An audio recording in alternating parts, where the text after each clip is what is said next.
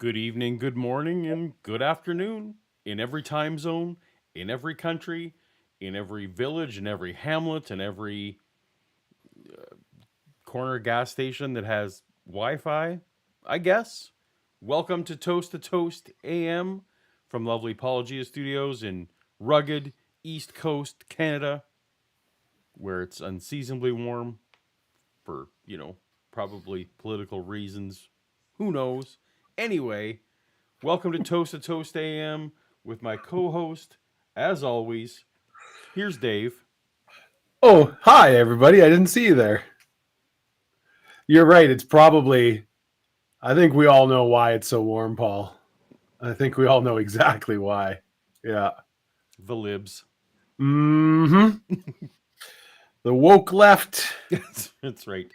trying to ruin our schools and the children's time. You know what they don't want, Paul?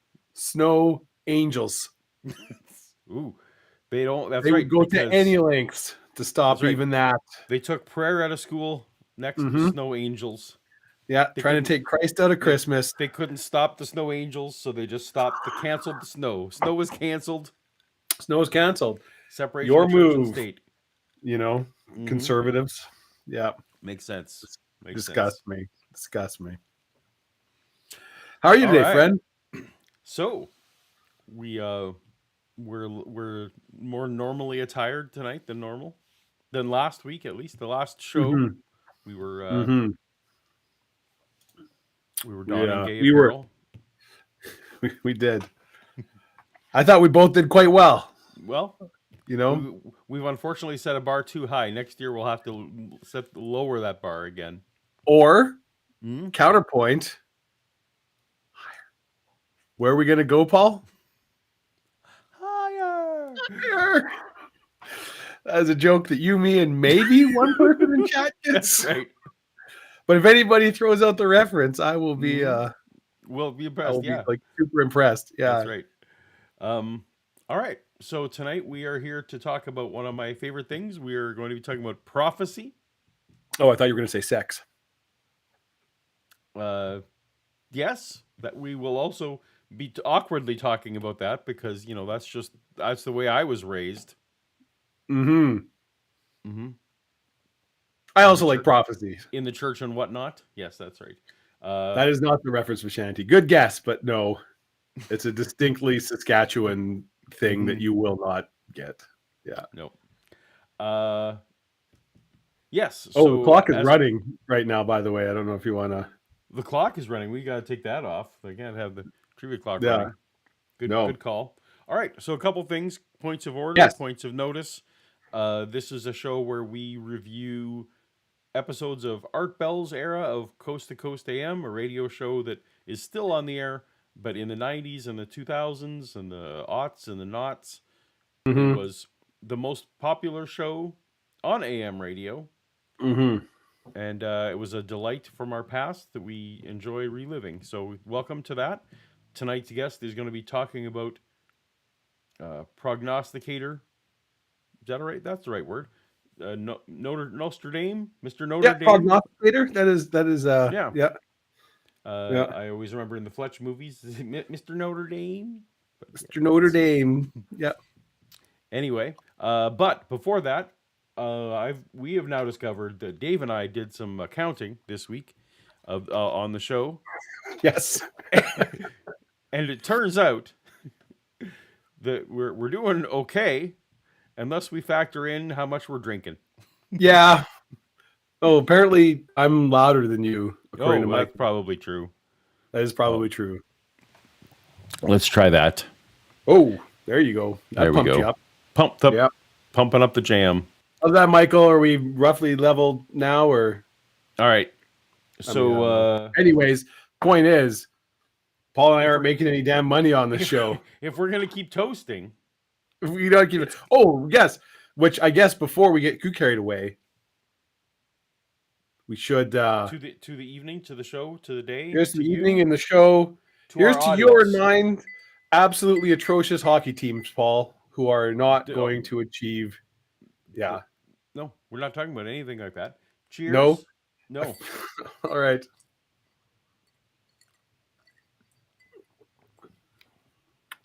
Well, there we go. There we go. So here's the thing, Dave. Yeah. What I think I realized we didn't do is we didn't add in the amount from the sponsors. No, that's true. You're right. So maybe we're doing fine if we count the sponsors. Is my internet? Oh, a little bit janky.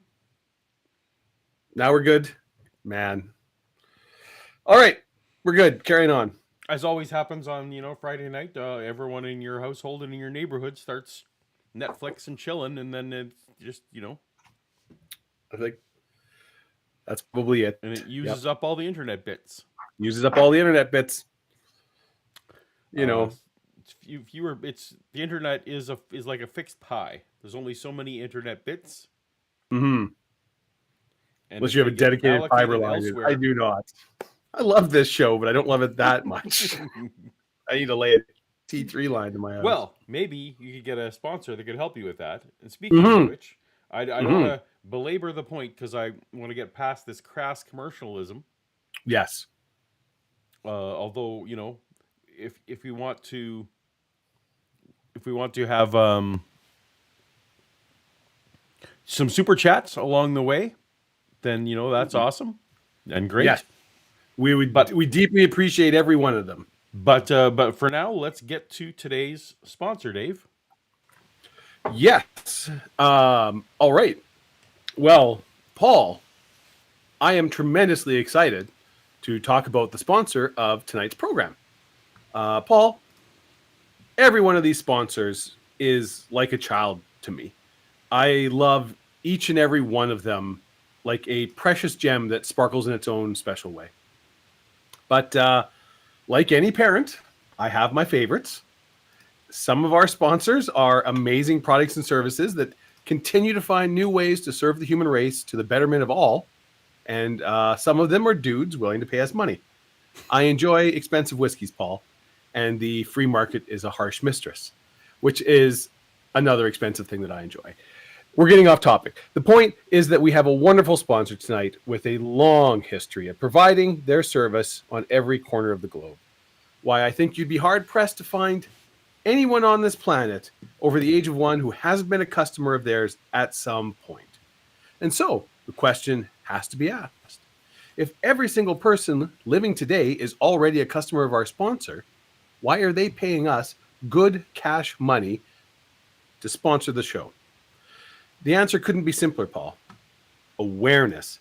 You see, it saddens me deeply, deeply to say that not only is most of our audience sadly ignorant of the many benefits of our sponsor, I would bet, Paul, that most will go out of their way to avoid our sponsor entirely. A sad state of affairs. And you know what? It's never going to change if good people don't step up and start making positive choices. So, Paul, it's time to shift some paradigms by talking about the many perks and benefits provided by the sponsor of tonight's show, the common cold. Now, right off the hop, right there, you can see what I'm talking about. The common cold. How reductive, how dismissive, how childish. I'm telling you, Paul, the marketing people at Buckley's and all their pals over at Big Pharma really scored a coup when they managed to slip that one into the vernacular. That's how these people operate, Paul. They don't force you to choose. They shape the way you perceive the options so that the choice is an illusion all along. The common cold is a bothersome disease that is at best an inconvenience and at worst seriously harmful, potentially even fatal in certain circumstances. Never once will you find any of the so-called experts even willing to entertain alternate theories. No, doctor. Expert John Hogue has collected Even Art's against this too. Oh my God, this is horrible. As I was saying, Paul, no doctor or pharmacist or mother with a bowl of homemade chicken soup with those crackers you like so much in them and maybe one of those buns she makes with that special egg salad that nobody else can make quite like her. it had like this tuna and this blend of different shredded cheeses in that she would broil in the oven on a fresh baked bun. You know what? We're getting off topic again. What I'm trying to say is that's just one point of view. Just think of the many wonderful benefits caused by the amazing cold. Constant bouts of coughing provide an excellent workout for strengthening your diaphragm, Paul, often throughout the entire night. Not only do these frequent bouts of coughing help to strengthen your singing voice and snorkeling abilities, the inability to fall into any kind of meaningful or restful sleep makes it nearly impossible for vampires, bogeymen, or cursed spirits to ambush you in your bed. Are you tired of other human beings attempting to interact with you in any way whatsoever in person, Paul? Get a good solid head cold. Exactly. Get a good solid head cold, my friend, and watch them all take 5 steps back. And I haven't even touched on the many benefits to the tissue and hot toddy industries. And anyone who's ever had a hot toddy can tell you how amazing the benefits to them really are. And they probably wouldn't even exist if not for colds. Horrifying to think about. And you know what, Paul? That's not all. In an effort to recover some of the goodwill lost in a millennia of smear campaigns, amazing colds have had to endure. They have a really spectacular offer for all the watchers of this stream. Viewers of this channel can use the promo code Toast to Toast, that's TOAST, the number 2, TOST, when catching an amazing cold to also receive, at absolutely no extra cost, their choice of a fever, flu, or failing organ. I chose the fever, and let me tell you, the savings to my groceries and power as I lay shivering in bed for 2 days last weekend in a fugue state, waiting for rationality return, were amazing. So don't walk, Paul, run to your nearest public sports arena or college bar and start licking the doorknobs today. You'll be glad you did when you catch your very own amazing cold. Well, thank you. Colds? I guess it's just cold? Yeah. Colds. Thank you, We like to colds. see amazing colds here at the amazing show, colds. I just wanted to differentiate from the temperature descriptor. Exactly. That's just being cold. But when you have an amazing cold. Well, thank you. Thank you, colds. Cheers to you. Cold. And you're not wrong. I've used their product many times. Yeah, I've been enjoying it all week. It's been fantastic. Been loving it. Oh, they sent you. That's nice. They sent me a free sample because I do have I have a rule on my channel that I don't like on the other channel, that I don't like to include a product that I haven't tried myself personally. What other channel? On my cartoon channel. I'm sorry, what? This one. The channel where I'm a cartoon. Right, yeah. I remember now. Yeah. Right, yeah, that one. Oh, look at yeah, my little hobby. Mm-hmm. Yeah. Anyway, okay, so colds, appreciate you. Well done with the sponsor, Dave. Good job. And and again, if you could just work on some receivables. I will do my best with our sponsors. That would be Math's great. never been my strong suit, so I'll see what I can do. I'll check through. But your brutish strength will help with the collections, I hope. I have been eating more. So we do have a super chat and thank you so much, Timothy Harmon. Thank you, Timothy. Sent us $5 for the Responsible Beverage Fund. We appreciate that so much. We do endorse responsible beveraging during Toast to Toast AM. Yes. Tonight I am currently drinking a Maker's Mark Kentucky Bourbon Old Fashioned. Ooh, very nice. What was in your shot glass earlier there, Paul? That was a Hornitos Silver, or no, Hornitos Gold, I should say. Tequila. I do enjoy the tequila, the Hornitos Black, but that was the gold was tonight. And for the rest of the evening, I will be enjoying rum and Coke because it's just that kind of night. It's just that kind of night. I have a brand new beer to try tonight. Ooh. And one of my favorite beers that I found back on the shelf, but this is might as well crack it now, is called Cherry Pie. Ooh. 5% alcohol by volume. Rebellion Brewing. Tart, creamy, delicious. Never seen it before. Tastes so good, makes a grown man cry. There you go. Good job. Sweet cherry pie. But yes, since I have been enjoying the free sample I got from our sponsor all week, Yes. If my voice does start to, people probably already noticed that it's not quite 100% yet. I am certain I'll be fine, but. Okay. And I need to figure out what's up with my microphone because apparently it keeps turning itself down. It's turned, and up and up and down. Yep. All right. Well, I think we need to, without further ado, get to the art. Oh, no, we do need more ado. Yeah. A little more ado. As you can see up in the corner, it is trivia night. It is trivia night. So that means that rebellion that we need to get to the game. Mm-hmm. Where I have the clock paused at 17 seconds.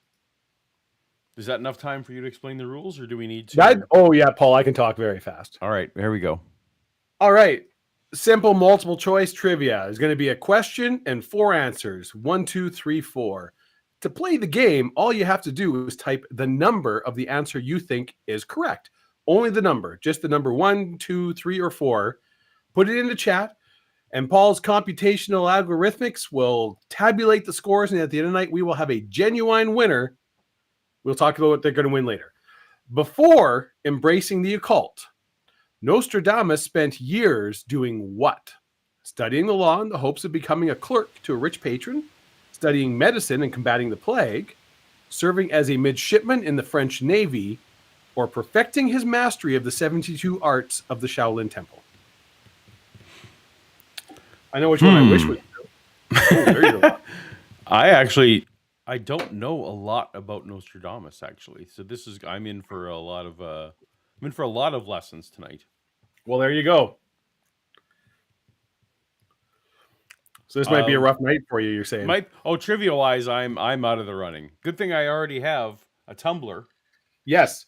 So yes, the prize, whoever wins tonight will win a toast-to-toast tumbler and join the Tumbler Club. One more thing eating into our bottom line, making this show. That's correct, but whatever. You know, I'll be honest, I'd pay to do this show. I just love you guys that much. All right, so we have several. Number 2 was the answer. We have several people. Yes. Who got that one correct. So studying medicine and combating it. Tell me more about that. Do you know more about that? So he had a wife and 2 daughters who were killed he was married, and less than 3 years later, his wife and 2 daughters were dead of the plague. Okay. There was a plague outbreak, and his whole family died, but he survived. And then he studied with doctors and would travel around France to various towns where plague outbreaks would go, and he would help and do it, like combat the plague, serve people. He was going to study medicine and be a doctor, such as they were in, 16th century France. And then in the course of his studying medicine and he got interested in the occult, and that kind of took him off into his prophecy thing. He later, he married again and ended up having another family with 6 children in it. I think it was 3 sons and 3 daughters. I can't remember, but he, and died actually fairly wealthy for the state of the day, because he got himself a pretty rich patron and did very well for himself in the royal court of France. But yes, I was going to say at some point I know it intersects with royalty, because my partner Shannon is very excited about the royal connections tonight. So yes. I'm sure if all of the questions were just about the royal connections of Nostradamus, it would be fine. Sadly, they are not. A number of them are about actual prophecies and things that maybe she knows all about. Maybe somebody does. Yep. Hey, Shannon hasn't won a tumbler yet.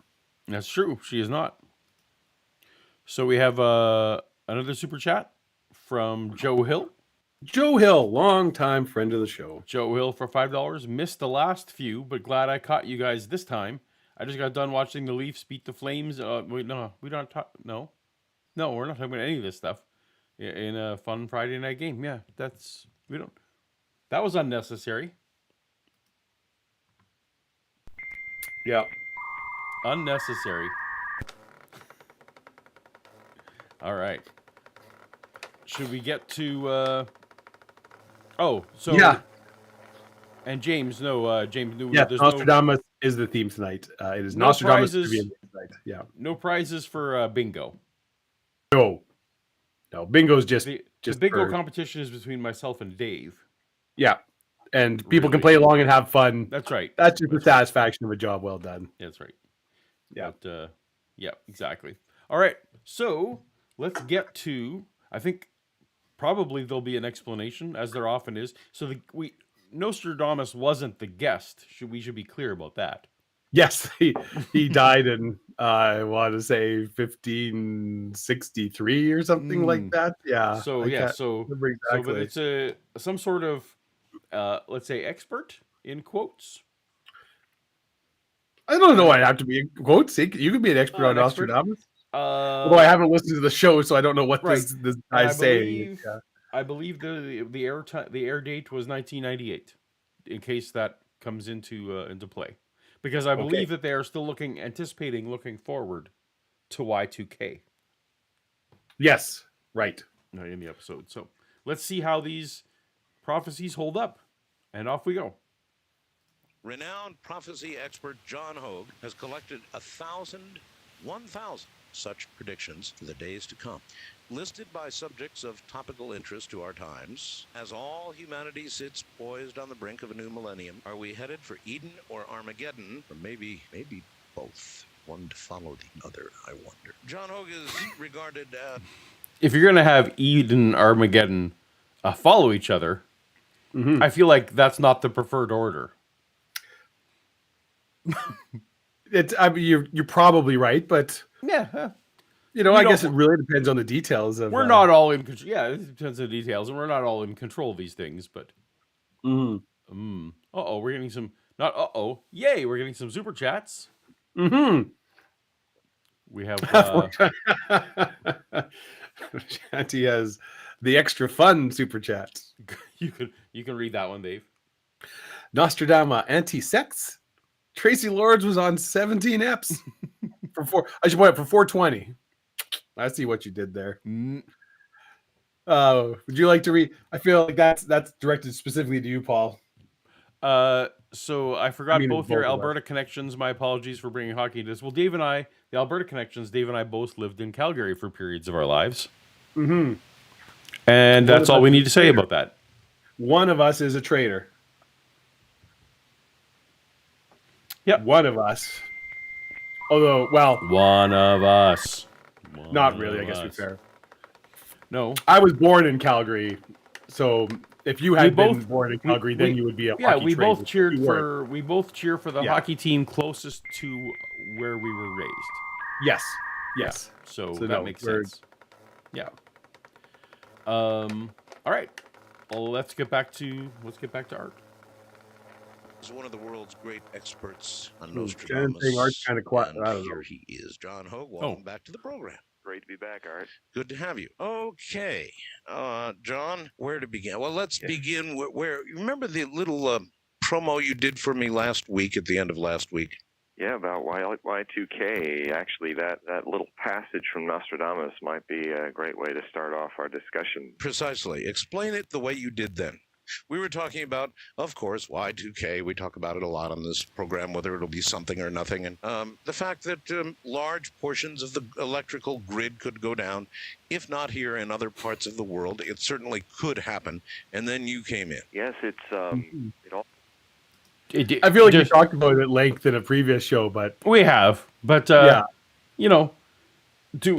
not everyone sees every show. Does everyone know roughly what Y2K was? And I mean, you're going to explain it anyways, so just go ahead. Fine, okay. So, very, very briefly, back in days when computer resources were incredibly scarce and tight, they were saving bits and bytes by using only 2 digits for years in various databases and things.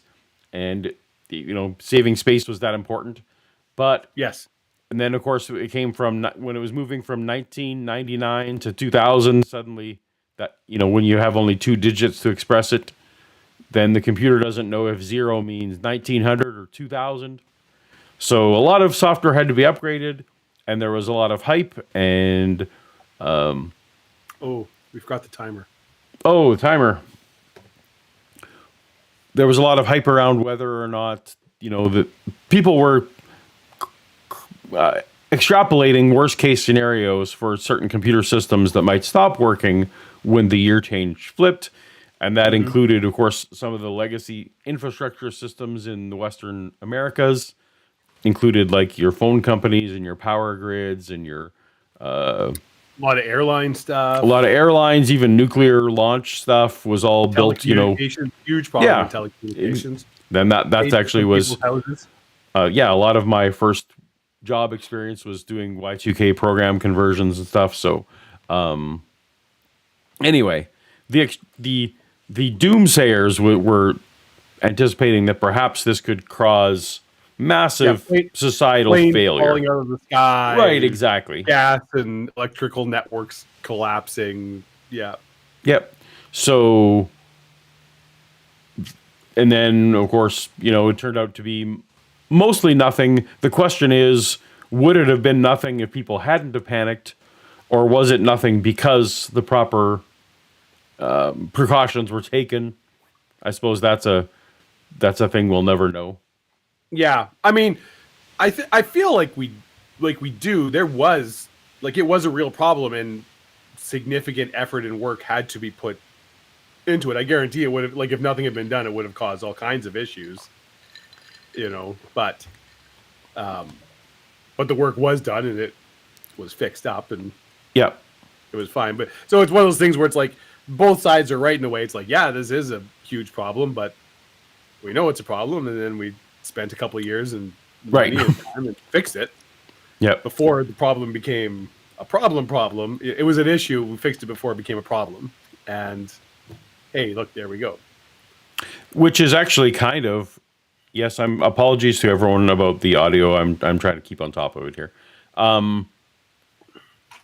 This is actually in a way like biblical prophecy is, as explained to me often by Christians, is that, well, sometimes God issues a prophecy, and this is the prophecy of what will happen if you don't behave better. But then the people, I guess, did behave better, and that's why it didn't happen. Right.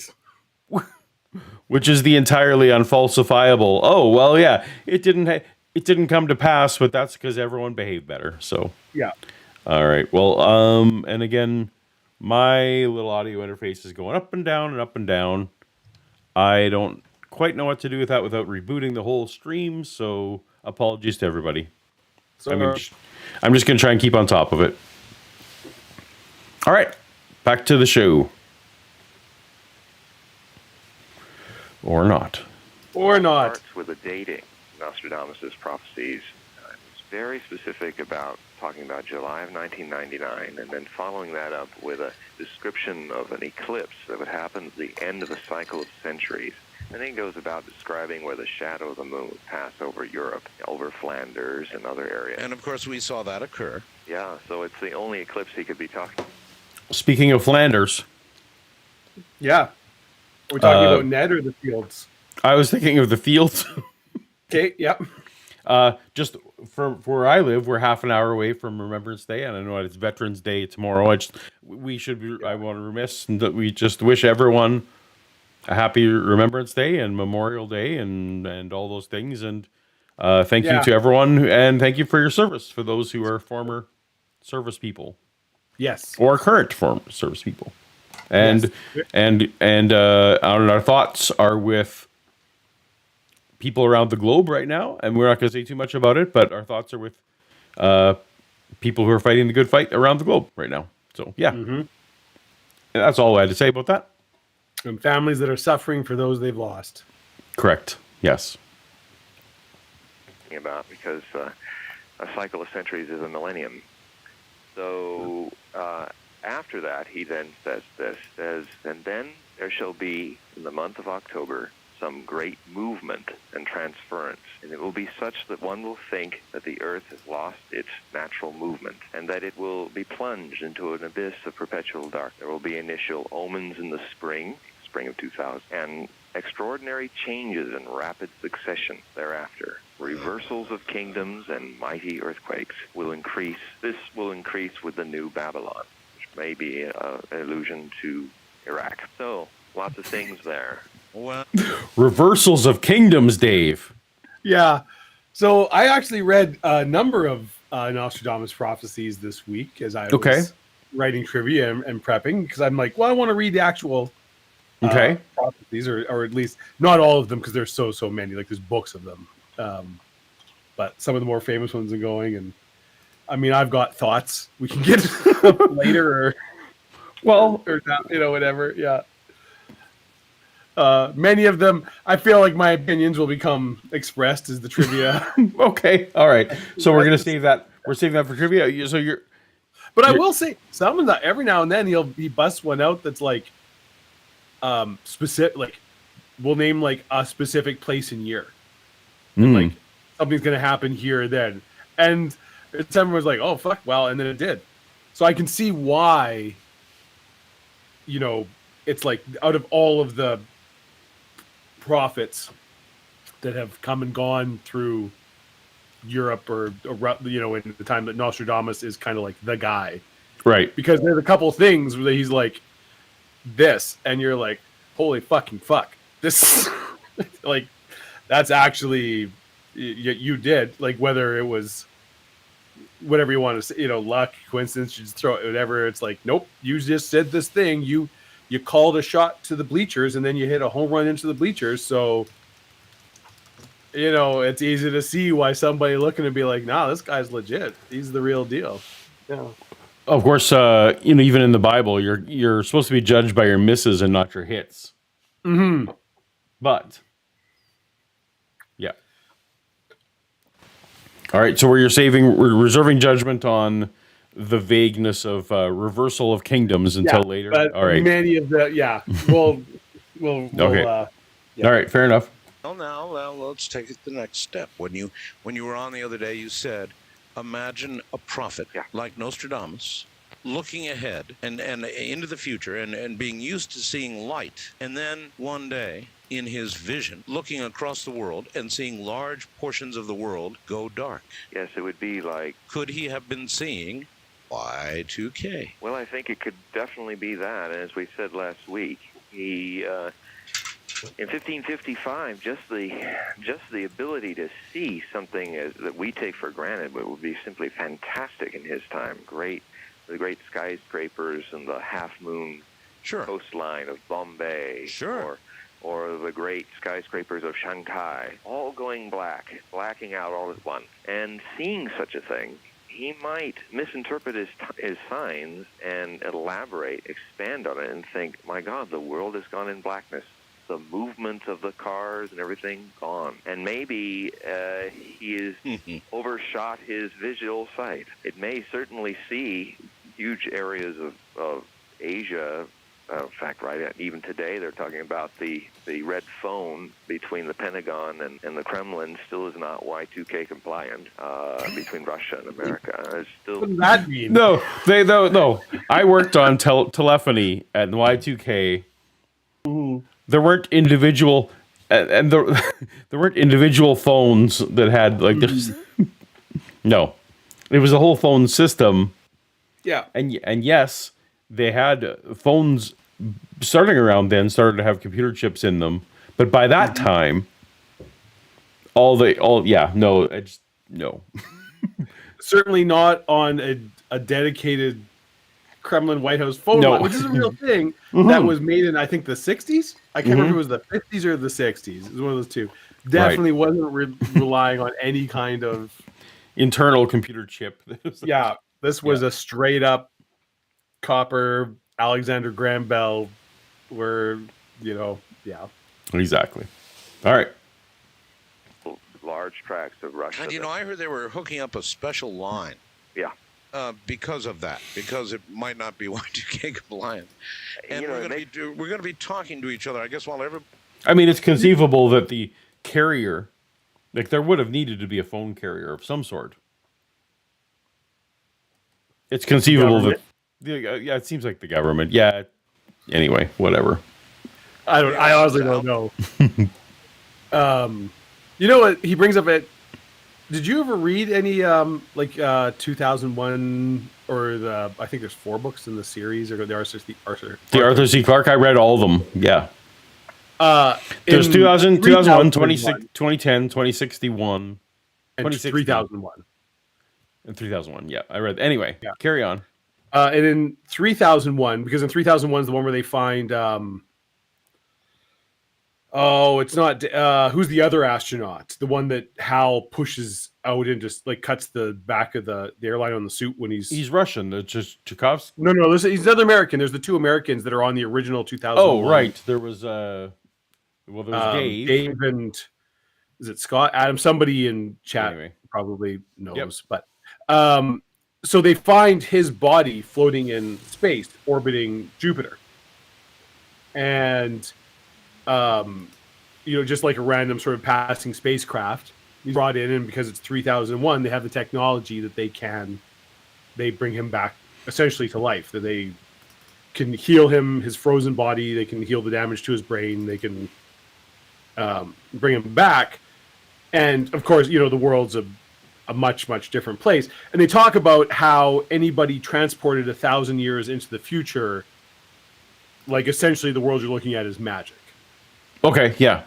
And they talk about, it depends, depends what millennium. If you went from like 3,000, before Common Era to 2,000 before Common Era, you're probably pretty fine. But once you kind of like get past 0 and start moving, like to go from 0 to 1,000, from 1,000 to 1,000 to 2,000 especially is like, this is bad. But then he was talking about, he's like, I'm glad I'm somebody from 2000 because I was already like, we had computers, you have space travel, you have things. Gotcha. Right. You can at least imagine, okay, well, we've invented anti-gravity. We've invented, it's not magic to me. It's like, I can wrap my head around the idea that, we've just come up with better technology. There's technologies I don't understand. Yeah. But there was a lot of technology I didn't understand when I was living, right? That I just... Right, yeah, sure. Makes sense, right? Yeah. Like, nobody knows how everything works. We're just like, yep, there's somebody out there that knows what this works, and that's good enough for me. Right. And we reach that point, and it's the kind of... And we have actual sci-fi.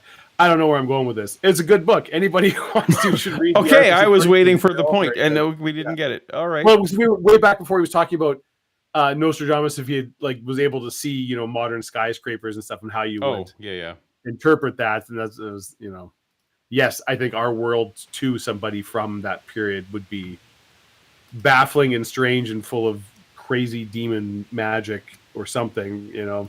Talking into boxes, screens that show moving images.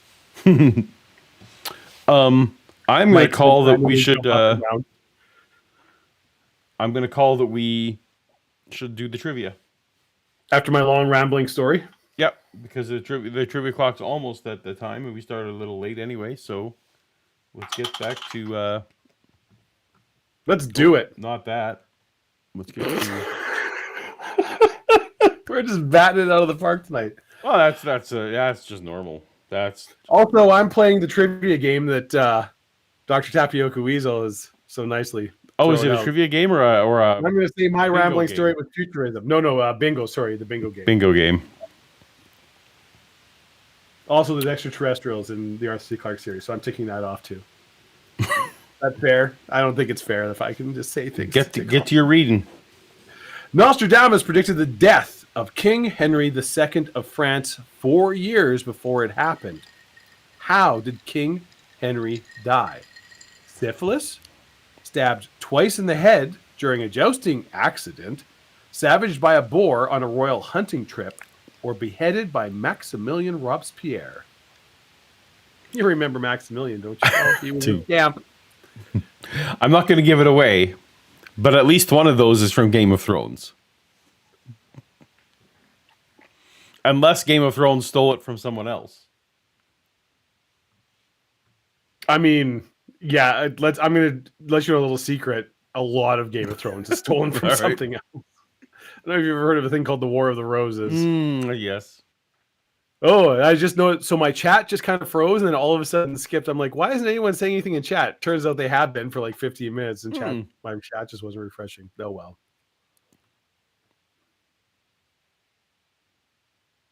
Yes, it was the stab twice. Is my understanding that it splintered, that it didn't actually. It was the lance. He hit his the visor of his helmet, and the lance splintered. Right. And a splinter went through his eye, and then one went through the temple, the side of his head, and it took him 10 days to die. Which, apparently, was not. He was in a great deal of pain. It wasn't pleasant. Yay! But Nostradamus specifically called out, and the guy that killed him. So he had his sigil, like the symbol on his shield. His I can't think of the word, but I should. Heraldry was a lion, the King Henry, and the guy who killed him was Duke something I can't remember. Was also a lion, and he specifically had like the thing is like so the younger lion will kill the older lion, with 2 wounds to the head and like an accident kind of thing, and it's like so it was one of those ones where it's like. That's one of the ones that is at least somewhat not, that's the one that gives you pause, right? Yeah, that you're like, and because he was still alive when this happened and had just done it 4 years before, and people are like, oh shit, this guy had something. Hey, is this a sneak peek of your, are we seeing an upcoming video, or is this This is an old video. Oh, okay. All right. Oh, is this a prophecy checklist? So this is my prophecy checklist that I use for Bible prophecy, and we'll see how Nostradamus does here. Yes, Scott. So these are my Bible prophecy rules for me to be impressed by a Bible prophecy. So, so number 1, made clearly and demonstrably prior to the events predicted. Feels like that's a good check mark for any prophecy. Seems so. Although I feel like for Nostradamus, that generally there's not a lot of debate about that right now. No, because he published actual books, and the books, right. And he died hundreds of years ago. But number 2, intended to be a prediction. That seems also important. That's 2 checks for Nostradamus. Yeah, that's right. Number 3, maybe get into some trouble. A non-mundane claim. So he made literally thousands of claims. So it's hard to. Some of them I feel were like super mundane things, and some were, which is what a lot of people give him shit for, because those predictions are like, there will be a war in Europe, and people are like, there's literally always wars in Europe. Right, exactly. Not exactly now in our lifetime, but in that time it was 100% a constant. Like every single year, there's going to be a war in Europe. So. There's 800 countries in Europe, and one of them's always fighting another one. That's right. But I feel like the last one where it was just talking about a kingdom will retreat. It's like, okay, well, that's also seems like that's gonna just happen. Right. One of the Bible ones that often is told to me is Jesus will be born of a woman. I'm like, really? Yeah. Born of a woman is what you're going with here. Like, that's quite a sign. All right. Number 4, answerable only by a single, clear, verifiable occurrence. There are Nostradamus prophecies that do satisfy that condition. I would agree. I feel like, but a lot that don't. Yeah, I feel like that one about the double stabbing. That's pretty. I don't know. Well, even that one isn't even one to me that does, because even there, like what he talks about is the younger lion. I suppose that's true. Casting down the older lion. Could be these 2 guys. Like that goes to my number 5. Yeah, not open to interpretation. So he specifically wrote in poetry. He had and all of his stuff. Now there's one that I specifically reference in a trivia question today. That is 100% not open to interpretation, because it's okay. But the vast majority of his are wildly open to interpretation, because he specifically wrote them as very metaphorical poems. So, what does this mean? Yeah. So someday someone's going to write the book of Simpson's prophecy, that if it's not already a book. yeah. And the Simpsons prophecies are not open to interpretation. Like they definitely predicted Fox getting bought by Disney. Yeah. Trump becoming president. There was just lots of these things that are okay. Well, these are clearly you are making this prophecy right now. So, and the Trump being president was like back in his, yes, when he was. I don't even know if Apprentice back in his. started yet. Yeah, like it was pre-Apprentice. So yeah, it was definitely a notable thing. And then number 6, not something people are actively trying to fulfill because that's not that impressive. Yes. If you prophesy that,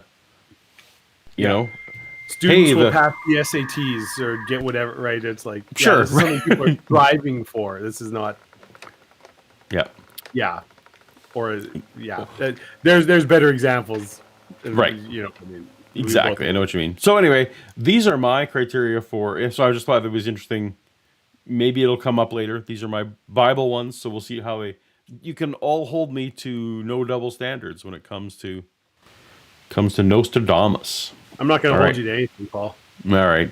You know why? Why is that? There are no rules. This is our stream. We have some rules that we read super chats. I don't have any. We do read super chats. You're right about that. That is a rule. Yep. So we have one from Brain Cramp. Hey, Brain Cramp.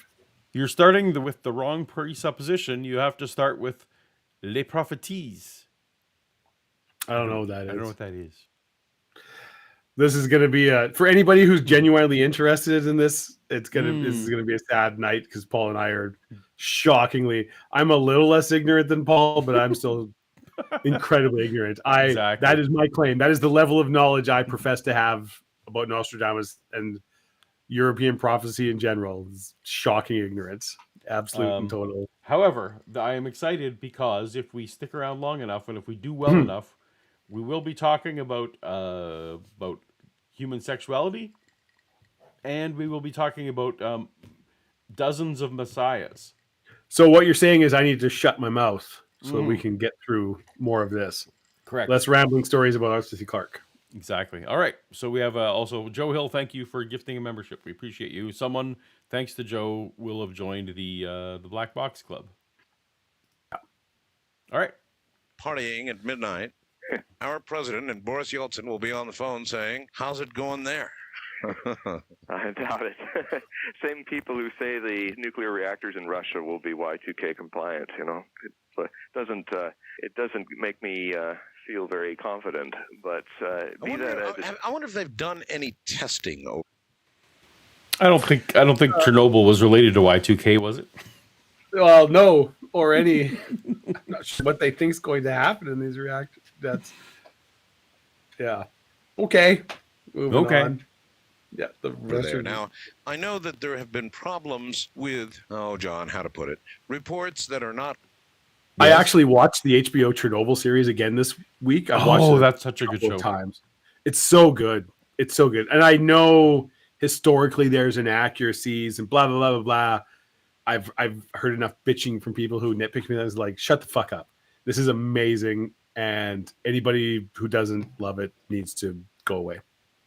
It's so good. It's so good. HBO's Chernobyl is so good on so many levels. Wholly truthful that have been given regard. Soviet Union. It was in the Soviet Union. Let's be fair. It's not in Russia. Yes, Chernobyl, Soviet Union. Regarding our nuclear power plants. Yes. Not wholly truthful. But imagine in Russia, where their attitude has been publicly stated, well, we're gonna wait and see what happens and then fix it. Yes. It's a very, very much when I lived in Asia, and every culture has its different positives and negatives, and one thing I found. I'm going to check that out. What didn't you know? That there was a accompanying show podcast to the Chernobyl. Show. TV show. TV was show. That it was HBO? It was HBO. Yeah, it was an HBO show. I'm genuinely very, very excited to learn that.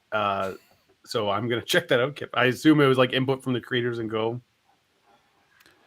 And we have a super chat for $10. Yes. Thank you so much for More Than a Flame.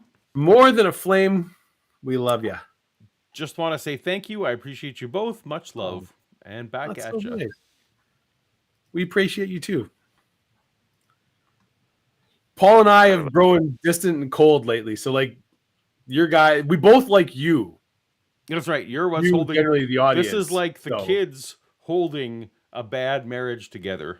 Yeah. I mean, yeah.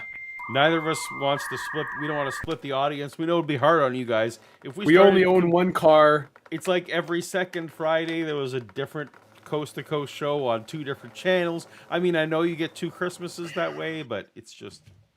Yeah. Essentially, we're staying together for tax purposes at this point. But we sleep in separate beds and just kind of live our own lives. Cultural given was that often things, they wait till it goes bad and then it gets fixed. You know, in power outages that I experienced in India and other places, with living there and knowing how sometimes things are done, I'm not very confident. Devil's advocate, that Russian attitude is actually by far the way more efficient way to do it. If you're willing to just, if you're like, fuck it, we can live without whatever for 4 days. Mm-hmm. You're just like, all right, let's see what breaks and then we'll fix it after, rather than being like, let's fix everything. Because you're probably right. Maybe like 60, 40, 30, 80% of the things is like, nah, it turns out this would have been fine and just the system would have just kept going and it doesn't matter. So we really only have to fix these 3 things, whereas in North America, we're like, no, we're going to fix 100 things so that we're sure there's not any problems. And Russia's like, it turns out. Right, and there was 100,000 software engineers on call that night. Yeah, you know, we all knew that there's going to be some problems. Exactly. So we're on call, and we even know where exactly the problems are. So when it breaks, we know where it is. We can go. But if it doesn't break, well, hey, guess what? You know, like you were being paid to be on call, so you have a bottle of vodka and chillax. My pager did not go off that night. Yeah. And everybody knows going in, it's like, I'm trying to get this part or whatever thing. It can't. The Y2K, they'll have it fixed next week. And okay, right. Yeah. Which is how Nova Scotia handles storms. Yeah. I mean, to be fair, that's how a lot of the world handles a lot of things, because most, you do not have the resort. Like, you can't throw 100% resources at everything all of the time. That's just not as much as we like to say, why can't you just be honest? It's like, because there's 1,000 units of resource and 10,000 units of problem, so we have to. Yep. It would be awesome if we had 10,000 units of resource to fix the 10,000 units of problem, but we don't. So we're just going to have to wait till things break and put. And I think rightfully so. Things like pacemakers and hospital beds and things. Those were checked first. Yes. Yeah. Right. Yeah. There's pain points. There's things. But whether or not people still had phone service that night, or if they could still fax to their friends, it's like as important. I work in like network administration and some things, and it's like there's certain firewalls and switches, things where it's like, we're paying for like within 24-hour replacement warranty on this, because if this goes down, like that's catastrophically bad. This is like, this switch handles the shipping department in a warehouse in Kamloops. Whatever. If it breaks, it'll take us 4 days to get a new one, and I guess this warehouse doesn't ship anything for 4 days. We don't need to pay 5 times the price of it for the guarantee that this will be. It's that kind of thing, right? Anyways. Shannon Q uses her member chat to say, I can win this one if I can stay awake. I believe in you, Shannon. I'll stick with you. Anyways, we got to get through this. We got to get to the Messiah list. Oh yes, it'll be all ready when the time comes around. Yeah. It's almost like, and let's rub our rabbit foot. What do you personally believe? I ask. That's a euphemism that might come up later. Rubbing your rabbit foot is. All my guess now about Y2K. What do you think it'll come to? Well, I do think there will be some large-scale power outages in the third world and the former second world, the Soviet bloc. I think I always felt, even years ago, that America would probably go through relatively good times with it. Not too many problems in the major super system grids, but what's the big unknown is the little guy. The little businesses. People who just haven't had time. Let's think about this a little bit. Nostradamus, if I am not incorrect, and I may be, predicted the king of terror coming from our sky in the seventh month. And that has been interpreted to be July through September. Well, September is just almost gone. And if it's here, I don't see it. And so it's an obvious question for you, John. What do you think? Well, I said in the last few years that I had a sense that I would know clearly what it was if July came and went, and it was such a clear prophecy that I already come out with what I think is at least my interpretation of what the King of Terror is. And you got to understand that Nostradamus is often seeing people sometimes to hide things, and things to hide people in his strange codified nebulous form of prediction. And so it was never clear if the King of Terror was a person or a phenomenon descending from the skies. Sure. And so King of Terror was one of the more famous prophecies, right? Yes. Well, certainly within your circles, or it's because it was in a lot of people have retroactively tried to use that Nostradamus prophecy as a reference to the second coming of Christ. Right. So that's why I'm more familiar with it. Gotcha. Yeah. Okay. But that's a possible interpretation. I don't even necessarily think it's the most logical or obvious interpretation. But if you're somebody who's like 100% already believes in the second coming of Christ, then that. Well, what do you recall what it said, or is that going to? I would have to. Well, I'll Google it right now. Well, actually, okay, so we can do this. We got the one well-known supposed prophecy is that a great and terrifying leader would come out of the sky. Okay. In 1999, they're all quatrains, so they're like in 1999 and 7 months poetry. to resuscitate the great king from Angweo. Oh yeah, so this is okay. So here's one. Yeah, one of the ones that it references a specific year. Yeah. Okay. The year 1999, 7th month, from the sky shall come a great king of terror. Shall be revived by the great king of Angoumois. He's French, so Guamois, I assume that's pronounced. I don't even know what that is or where. Before and after Mars shall reign as chance will have it.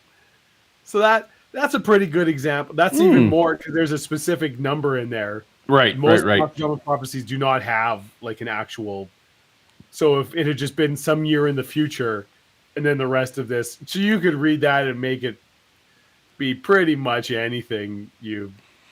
I also recall there was discussion about it in the wake of 9/11. And of course, that doesn't fit well at all because we're talking about 7th month of 1999 does not fit well with September of 9/11. But also so here's another thing about Nostradamus. Nostradamus didn't claim to be like a biblical prophet. No, not at all. No.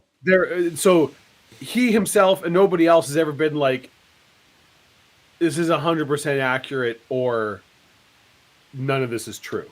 Mm-hmm. You know what I mean? Which is kind of the onus put on biblical prophecy. Because the whole thing is like, if God's making these prophecies, God's not going to be 80% accurate.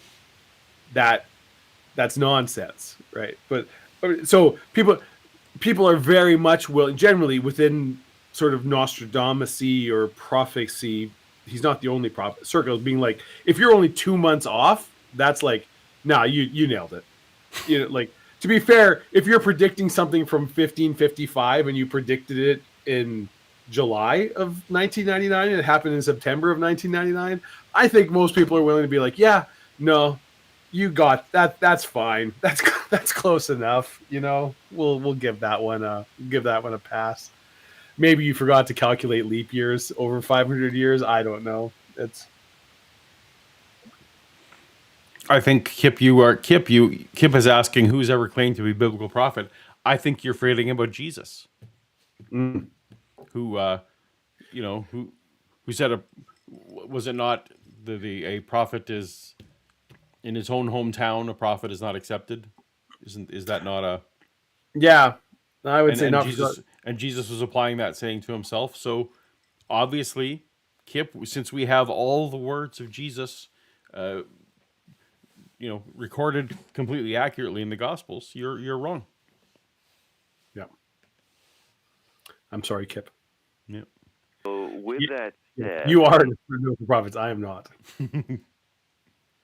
looking at, in general, at the whole dearth of prophecies from other traditions, I have to conclude that Also, the King Kip, of if you like Terror. I don't actually know where Kip is. I'm probably going to be in Kamloops for a couple of weeks next year for work. I don't know how close that is to Kip, but if it's close, it'd be cool to meet up sometime, hang out, have a beer. It's the right province. Anyways, that's the next year sometime. That's a next year thing. If That's that next even year happens. thing. Yeah. If it even and it might honestly, it might not happen. But if it does, I mean the year. I mean the year, not your trip. Oh, I mean, I'm not that bleak. Okay. But if it does, I might reach out to Paul and get your contact right. info and try and make something happen. I was on Kip's channel this week. I saw it. Your Star Wars expertise. Exactly. Canon. As if you invented the idea of canon. Bullshit. I did, Self-congratulatory tripe. All I did, I was the all you apostle. did was say, hey, maybe it would be a really good idea if somebody told West End Games you can't just continually keep making shit up. But also, all the heathens in the Northern California were like, what is this you're talking about?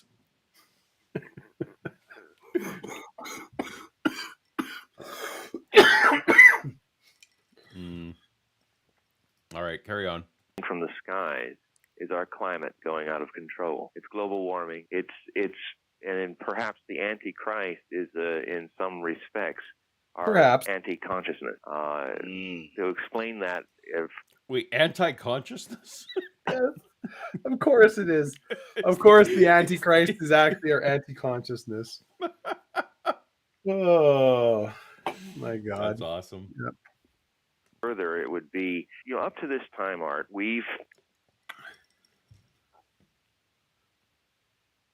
trivia time. It's trivia time, baby. Trivia time, baby. Trivia time, baby. All right.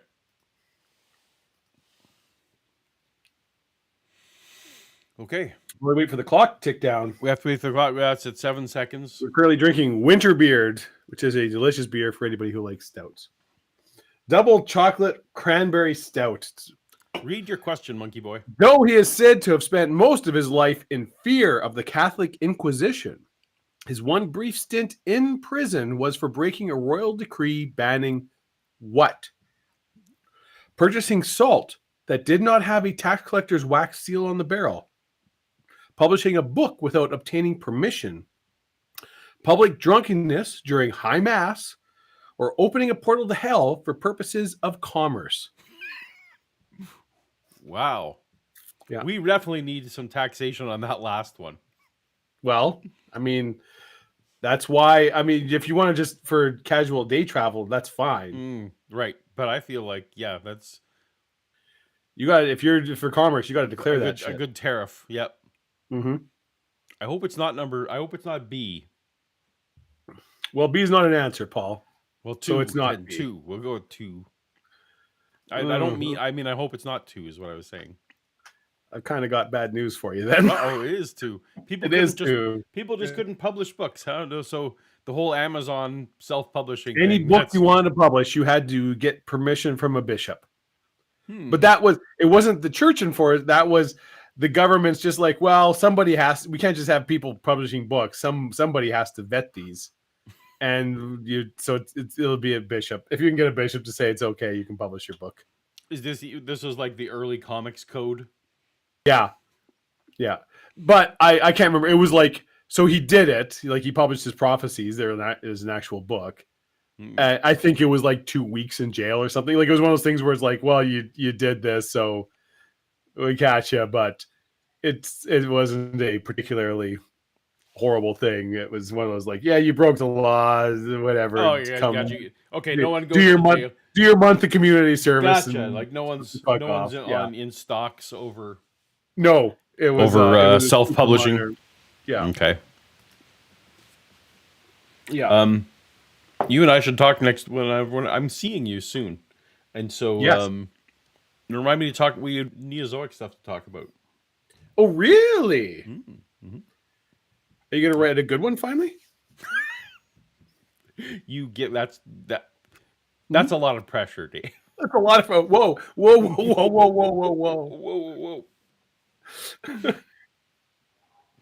All right. Had been able to pretty much muddle along, and we could rely on what we did in the past to get some enlightenment about how we can deal with challenges that come up to us in the future. But with the coming of this new millennium and the coming of the 21st century, we're facing challenges that our past has never experienced, never had. But we've always had that. I mean, we always have challenges in front of us that we've never had before. Yes, but they've always had a certain finite quality. They've never been so globally pervasive. They've never, certainly we've had crowding and population problems and famine. We've never had a situation where by October 20th. So not to bring, I'm seeing a lot of Christian evangelicals these days talking more about end times because the world news seems to prompt that, that again, and it's always this thing. Well, sure, there's always been wars and rumors of wars, but this is some exceptional quantity or quality of them that makes it so different than the wars and rumors of wars that happened, for the last 700 years or whatever, right? It's, the far more plentiful wars that happened. Right. But I'll be fair, the wars these days tend to be quite a bit more horrific than. In a way, there's just more people, but there's more people, and so it's there, Anyway, and our ability to kill people is. I'm just saying, I'm unimpressed by this quality. No.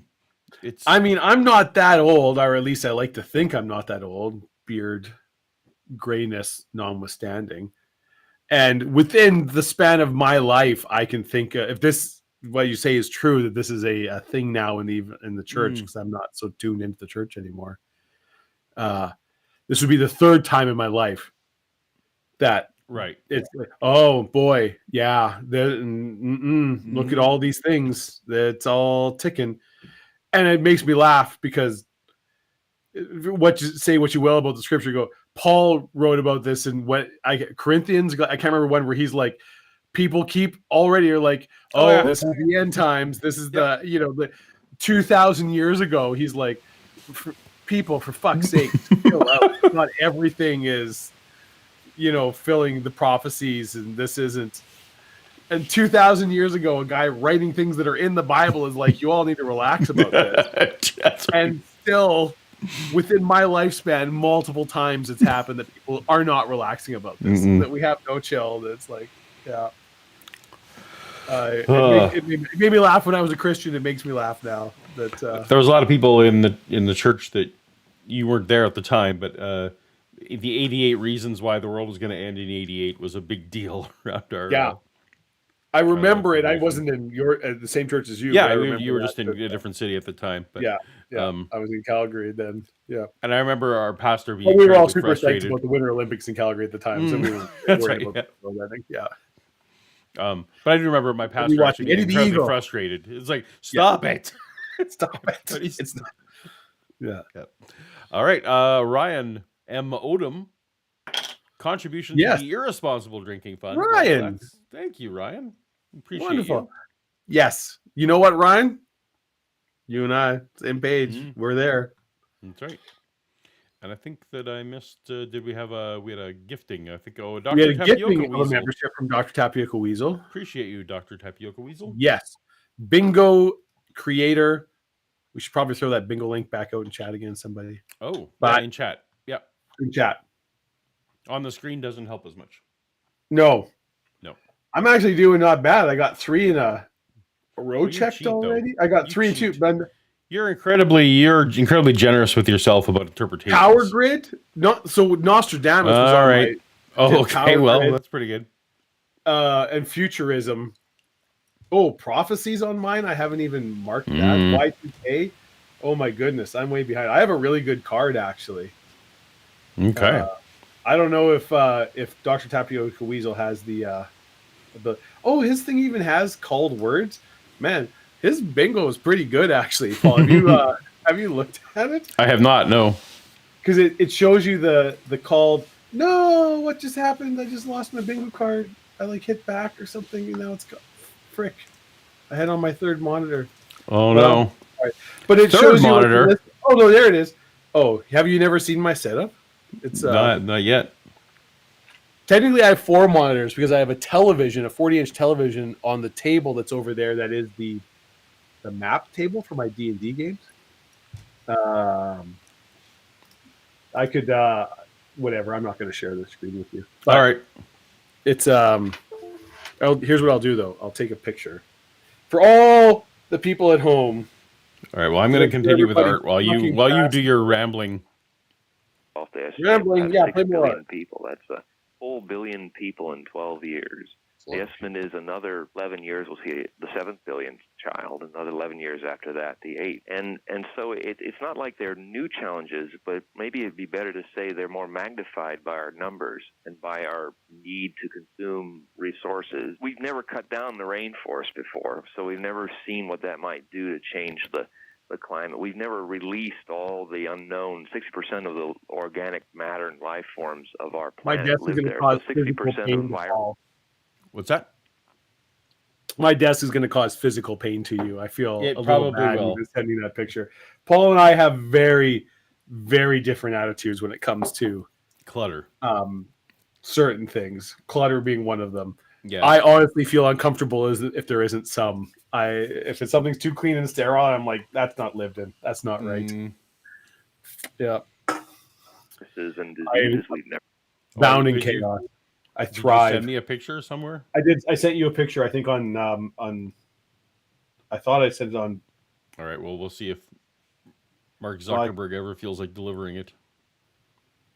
Known before. I got it. I definitely would say cutting down the rainforest is a terrible idea, and we are doing it.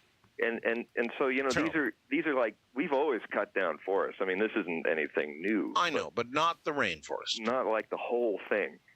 We've always gobbled up the food or destroyed the range, but now there's no kind of new world to go to, and so we're kind of facing. I like your vertical monitor. It's very handy. Yeah. I find having one for reading text. I find the vertical monitor having one vertical monitor is very nice. So now, if people expand this sufficiently, they could join our stream. It's probably URLs on here. Yeah, probably. Although I don't know if the quality is high enough. I'm guessing. Yeah. That is rather Like it's in that picture, it's hard to tell. So there's 2 Raspberry Pi machines. You can't see. You see. Well, there's one on top of the other one. That are both in current states of disrepair. There's multiple D&D figures in various states of disassembly around. Just some random books. There's so much shit you can't even see in this picture. It's just an XLR cable connected to nothing. Yeah.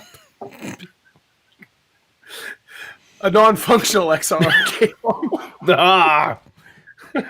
Yeah, you and I are very different people. Very different people. But it's under some. It's like I'd have to crawl behind my desk to get it out. So. Yep. Dave. One point I didn't have a place to live, and Dave let me live with him for a while. Yeah. And that was stressful. I felt bad. For Paul. That was stressful times. For a lot of reasons. But anyway. Yeah. In a way, I feel like it was a distracting stress. Actually, it probably was good. It's like, you know what? My life is falling apart. Let me also I got some dishes to do. Yeah. Yes, I'm bad for that. Yeah. All right. I'll do dishes like every 5 days, and I'll just leave them wherever, and then be like. And the thing is, I'm not like if somebody walks and is like, "You got dirty dishes here," I'll look and be like, "Oh yeah, you're right," and then I will clean the dishes because I'm like, I believe that dishes should be clean, and you clean them. There's something wrong in my head, like Yes. missing. Like I will set a plate down, and then it just ceases to exist for me. Like it's just not there, and I just move on to something else, right? And if anyone comes in, it's like, why is there a half a sandwich on your table? I'll be like, oh, that's from 3 days ago. Fuck, I need to clean that before it gets moldy. But I don't, I don't know. I'm not saying I'm good or right, but I am what I am. I have this little critter and lives in my house, and there's no sandwiches. I know he's delightful. Though, No. Anyway. This Bella makes sure there's no stray sandwiches sitting around when you got a beagle. Yeah, that is true. When you got to be or dog of any kind, really. Yeah. Anyway. Habit of, well, there's always another hill to go over, but we're really in a reality of, no, there's no more hills to go over. And so in a way, looking to the past, ways of doing things will be less and less workable. We're going to have to kind of look at it all new again. And I'm sorry, I'm laughing at the super chat. Oh, I'm there all right already. Okay. So here is a thing that is ironic. So my desktop is, to me, even now, I need to. It's unconscionably messy. This is where Paul and I flip, and I'm going. So I'm just gonna throw some dirty laundry out right now. Paul has, I guarantee, a folder on his desktop that's like old desktop, and in the old desktop folder is an old desk, because he will just use his desktop as a catch-all for every file. And once his desktop gets so full that you can't fill it with files, he'll make a folder called desktop, throw everything in there, and then have that folder there. And then when it gets so full you can't use it again, he just makes a new folder called desktop and puts it in. It's just a recursive fucking nightmare. He's got 20 levels deep of folder called that is formerly true of me. Okay. When I got my new computer, I made a resolution that I wasn't going to do that anymore. My laptop absolutely has that, like nested old desktop into old desktop. That is 100% true. My new computer does not. The first time I saw one of Paul's computers and was just looking, because I was still, and I still am. I'm actually if you ever looked at like my file structure, it's incredibly organized and detailed. It's like, I don't have a movies folder. I've got 5 movie like all these like incredibly detailed movie folders of blah, blah, blah, and it's all organized and go in. And yet somehow Paul, who is by far the most clutter-free and organized person I know in life, is just like, yeah, whatever, on the desktop. I'm like, what the fuck? No. My digital life now matches my other life. But yes, you are not telling stories out of school. That was a vice of mine. But so that's your not when you were, one of the pillars holding up a major telecommunication company in this country. Then it was all this shit. Yeah, it's just on desktop. It's in desktop bracket 40. That's where this file is. I don't know. I have to use the goddamn Apple search every time I need to find everything, because it's just somewhere in one of these many recursive desktops. Yeah. But God help you if you have a coffee table with 2 magazines on it. That's right. That's right. This is all consistent with each other. I don't understand. All right. But thank you for the super chat, Joe. All right, and the Ronan writes for $5. Thank you, Ronan. You missed our Weasel. Oh, I'll go back to it. I guess we'll read this one first. Yeah. It's old desktop folder named old desktop. I thought I was the only one. Apparently not. Apparently not. Yeah, don't worry, Ronan. You're in good company. And here, this is Joe Hill. This is absolutely correct. Yeah. Dave, you're deflecting from your own. This is whataboutism, Dave. This whataboutism. You with your Dave, you're deflecting. I acknowledge that my desktop is in shoddy shape right now. All right. As I'm saying, this is. I admit it's bad. Yeah. And then part of it is I just copied a bunch of files over from my phone and I threw on there to like have the time to sort them out properly. So just a bunch of Dr. Tapioca Weasel. Easy bingo link though, if people want to play Tapioca Weasel. Ot day. Well, tapiocaweasel.com. Oh, is what he's trying to say. We're pig Latining this. We're pig Latining it. Yeah. I aspire to be. Go ahead. Sorry. Okay. I aspire to be the community bingo provider in time. Starting building the site 2 months ago. Well, I am happy to. Dr. Tapioca Weasel. Paul at paulogia.com. Drop me a note. Maybe we can figure out a way to make you the official. Eventually, if you cut muster, as they say. Mm-hmm. We're giving it a go on today's show. We'll see if you can become the official bingo provider. I have my list of bingo keywords that I've used to generate the bingo cards we've used previously that I'm happy to send, and you can use them or not at your discretion. I feel like this particular word, this has nothing to do with the technology, but I think the word choices chosen here were a little bit too easy. Perhaps there's a little bit too, but we'll figure it out. The one I use has a little more, like Shannon showing up drunk in chat, all talking about Star Wars, some other. Oh, trivia time! Oh, it's trivia time, baby. The thing Shannon's staying awake for. Damn it! No, you're good. What? No, I'm not. Oh, you didn't do the clock, or did you let it run? No, I hit the freaking wrong. I hit the stop button instead of the resume button. What does that mean? That means it just reset it. Oh, every time. Well, to be fair, not every time, but almost every time we fuck this up somehow.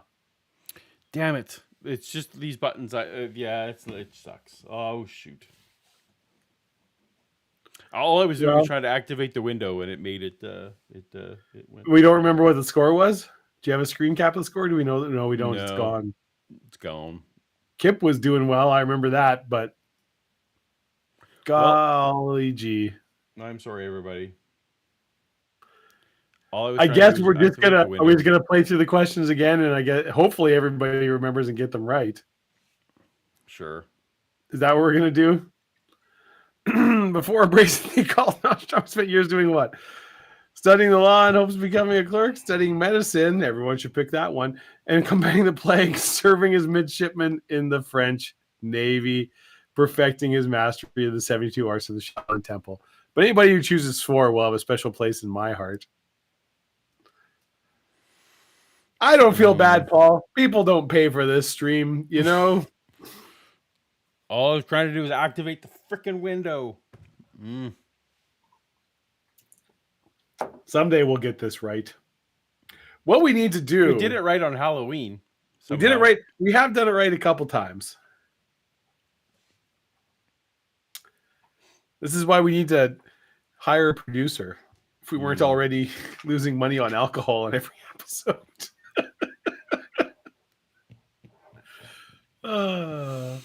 I suck. I'm sorry, everybody. Did I tell you about the donair I had earlier today, Paul? It was fucking atrocious. Horrible. Oh, good. Okay. It did not taste good. Because I'm going to try prairie donair. Go on. So I'm just like, nope. And they have one that's like the East Coast donair. Specifically, it's a Halifax style donair. It's supposed to be all our the style. stuff Gotcha. that you get on a Halifax donair. No. Just as somebody who has now eaten a couple Halifax donairs, because I tried a couple when I was out there, because I'm like, I want to get the experience, make sure I'm not just getting one. No, it was even not before. Like, it just literally didn't taste good. It's just like, this is bad. Oh no, everything about this is bad. Oh well, you're right to feel personally sabotaged, Shannon. Nostradamus predicted the death of King Henry II in France 4 years before it happened. How did King Henry die? 1, syphilis. 2, stabbed twice in the head during a jousting accident. 3, savaged by a boar on a royal hunting trip. Or 4, beheaded by Maximilien Robespierre. Tell me, Paul, do you know who Maximilien Robespierre is? I don't. He was the major figure, the head of public safety committee during the Terror, the French Revolution. Madame Guillotine beheading people left, right. He's the guy that beheaded King Louis the 16th. Okay. Sorry. And Marie Antoinette A.L. Until he himself was eventually beheaded.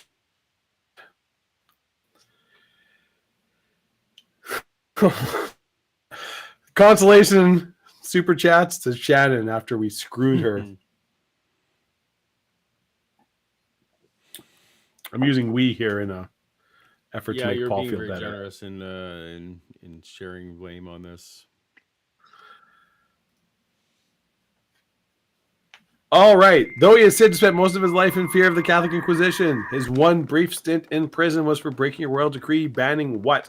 1. Purchasing salt that did not have a tax collector's wax seal on the barrel.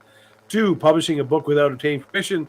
3. Public drunkenness during high mass. 4. Opening a portal to hell for purposes of commerce. The salt tax was a big deal and was one of the main things that we won't get into it. That's a whole history thing. Salt tax. Yeah.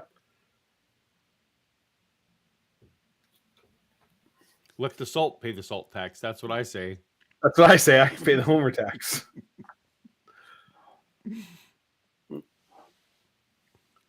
Because a lot of people are doing really well this round. Well, not to check scores because that's just one more way this thing can. Yeah, exactly. That we've learned. We need to. Well, I don't know if we. That's not your fault. That's just. Maybe I need a new trivia provider instead of a bingo provider. Maybe that's something we need to. Although that's not. All right. Here's a new one. Nostradamus famously predicted the atomic bombing of Hiroshima and Nagasaki 400 years in advance of this highly detailed prophecy. Within 2 cities, there will be scourges the like of which was never seen. 2 brothers will be filled with light across the sea. First one, then another, struck down before all who witness. Far to the east, a war will end in great fire. So this, Paul, this is pretty typical of Nostradamus prophecy right here. That people are like, this is Hiroshima and Nagasaki, but these are the kind of, and you're like, I guess it. Yeah. It could be if you go in with that. If you squint, yeah. Yeah.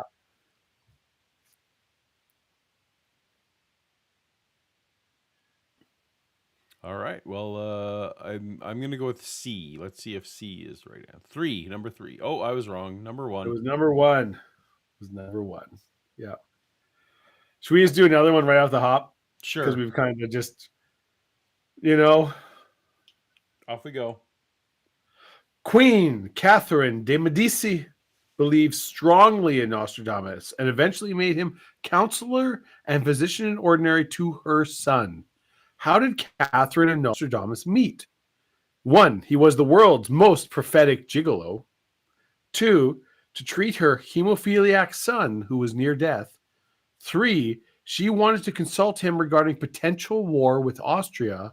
Or 4, she summoned him to write horoscopes for her children.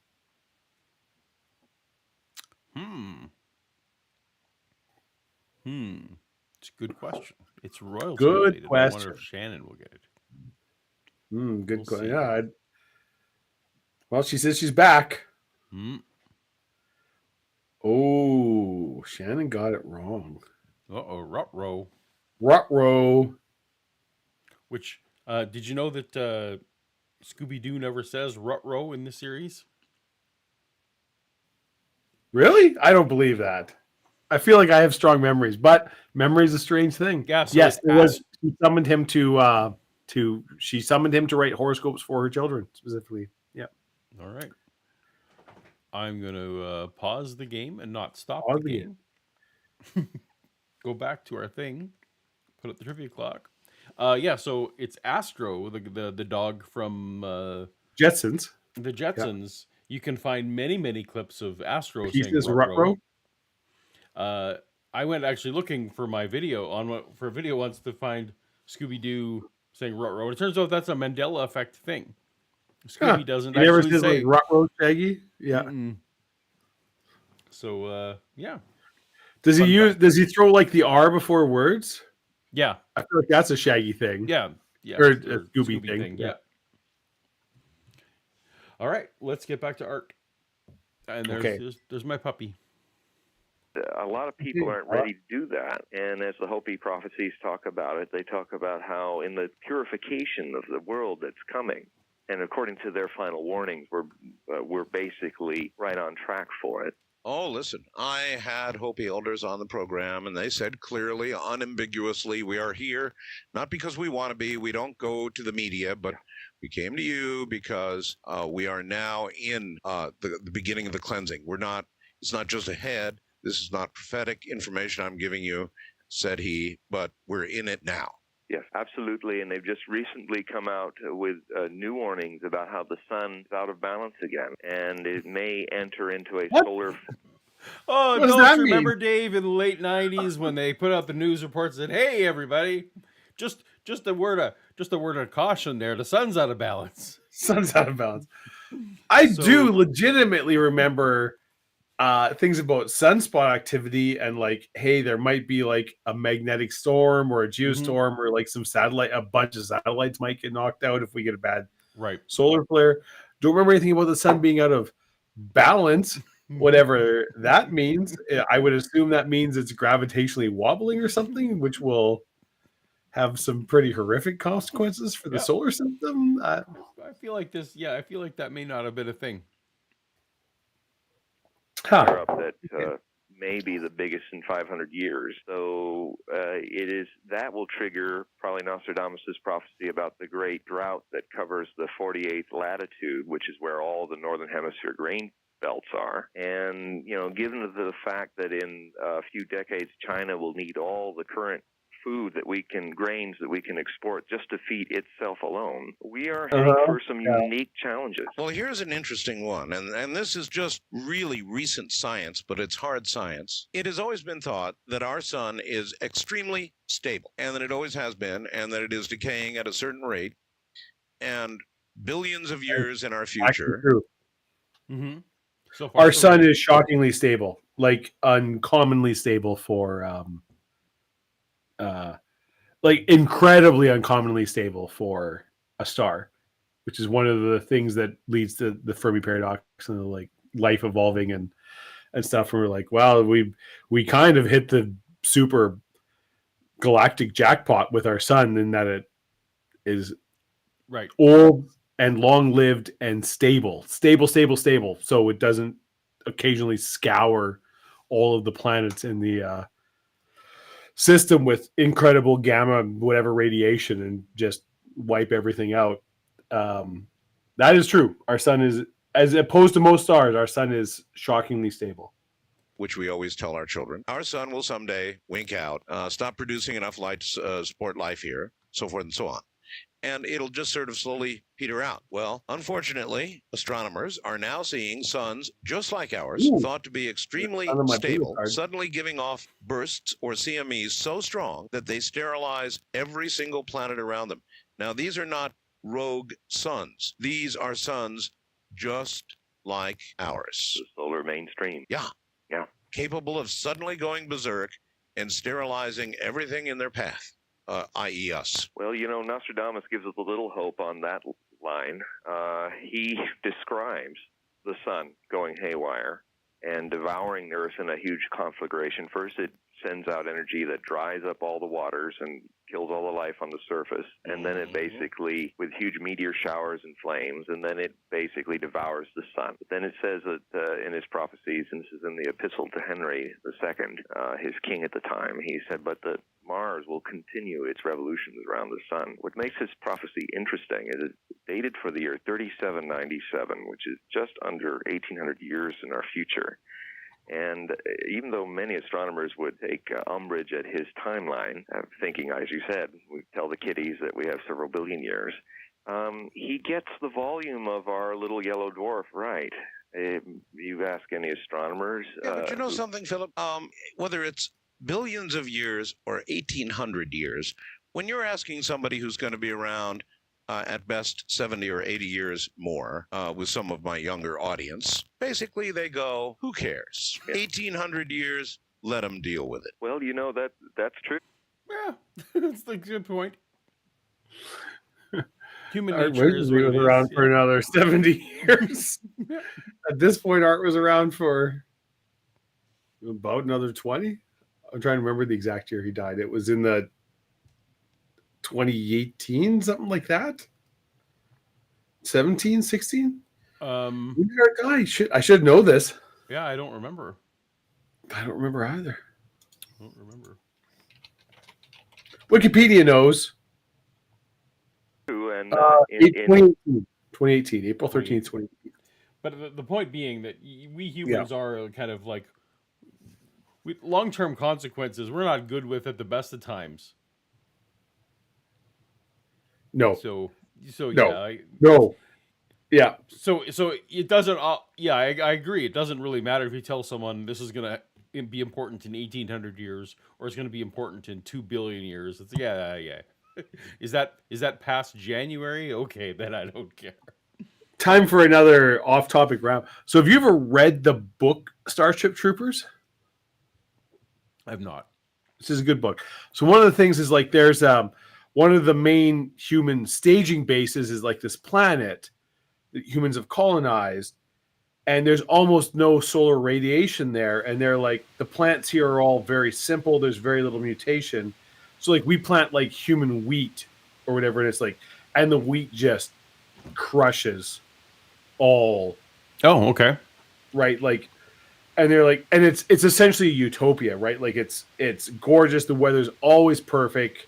There's almost no competition, like biodiversity, and this technician's talking to Rico, the main character, right? And it's like, people keep coming here and living here, but all the doctors and technicians tell us like, hey, like there's essentially, because there's no radiation, there's almost no external forces. If you live here long enough, there's very little mutation or pressure from the environment. So 500, 1,000 years from now, your descendants will be at a significant disadvantage. Oh, gotcha. But they're like, but people keep coming here and living here because it's so nice, and you explain this to them, and they don't care. And then the main character Rico is kind of like, after like a little later on is like, I think I'm going to settle down here and raise a family. And part of it's one of the things of the book, like that people cannot think or plan 500, 1,000, 5,000 years in the future. That's it's an abstract concept, right? Where you're like, no, this is nice for me and my family. Even though if you tell somebody like 10 generations from now, your descendants will be at a significant disadvantage because there is no radiation here. There's nothing that's forcing your genetics to mutate or improve. There's no competition. There are no natural predators. There's no disease. There's no anything. So people who grow up on much harsher environments will actually be probably a lot better off. Like it's hard for them now, but in 1,000 years from now, sure, yeah, they're going to be a better organism. But I fuck those guys. I don't know.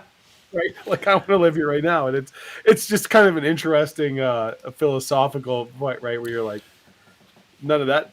You're long dead in the ground. What do you care?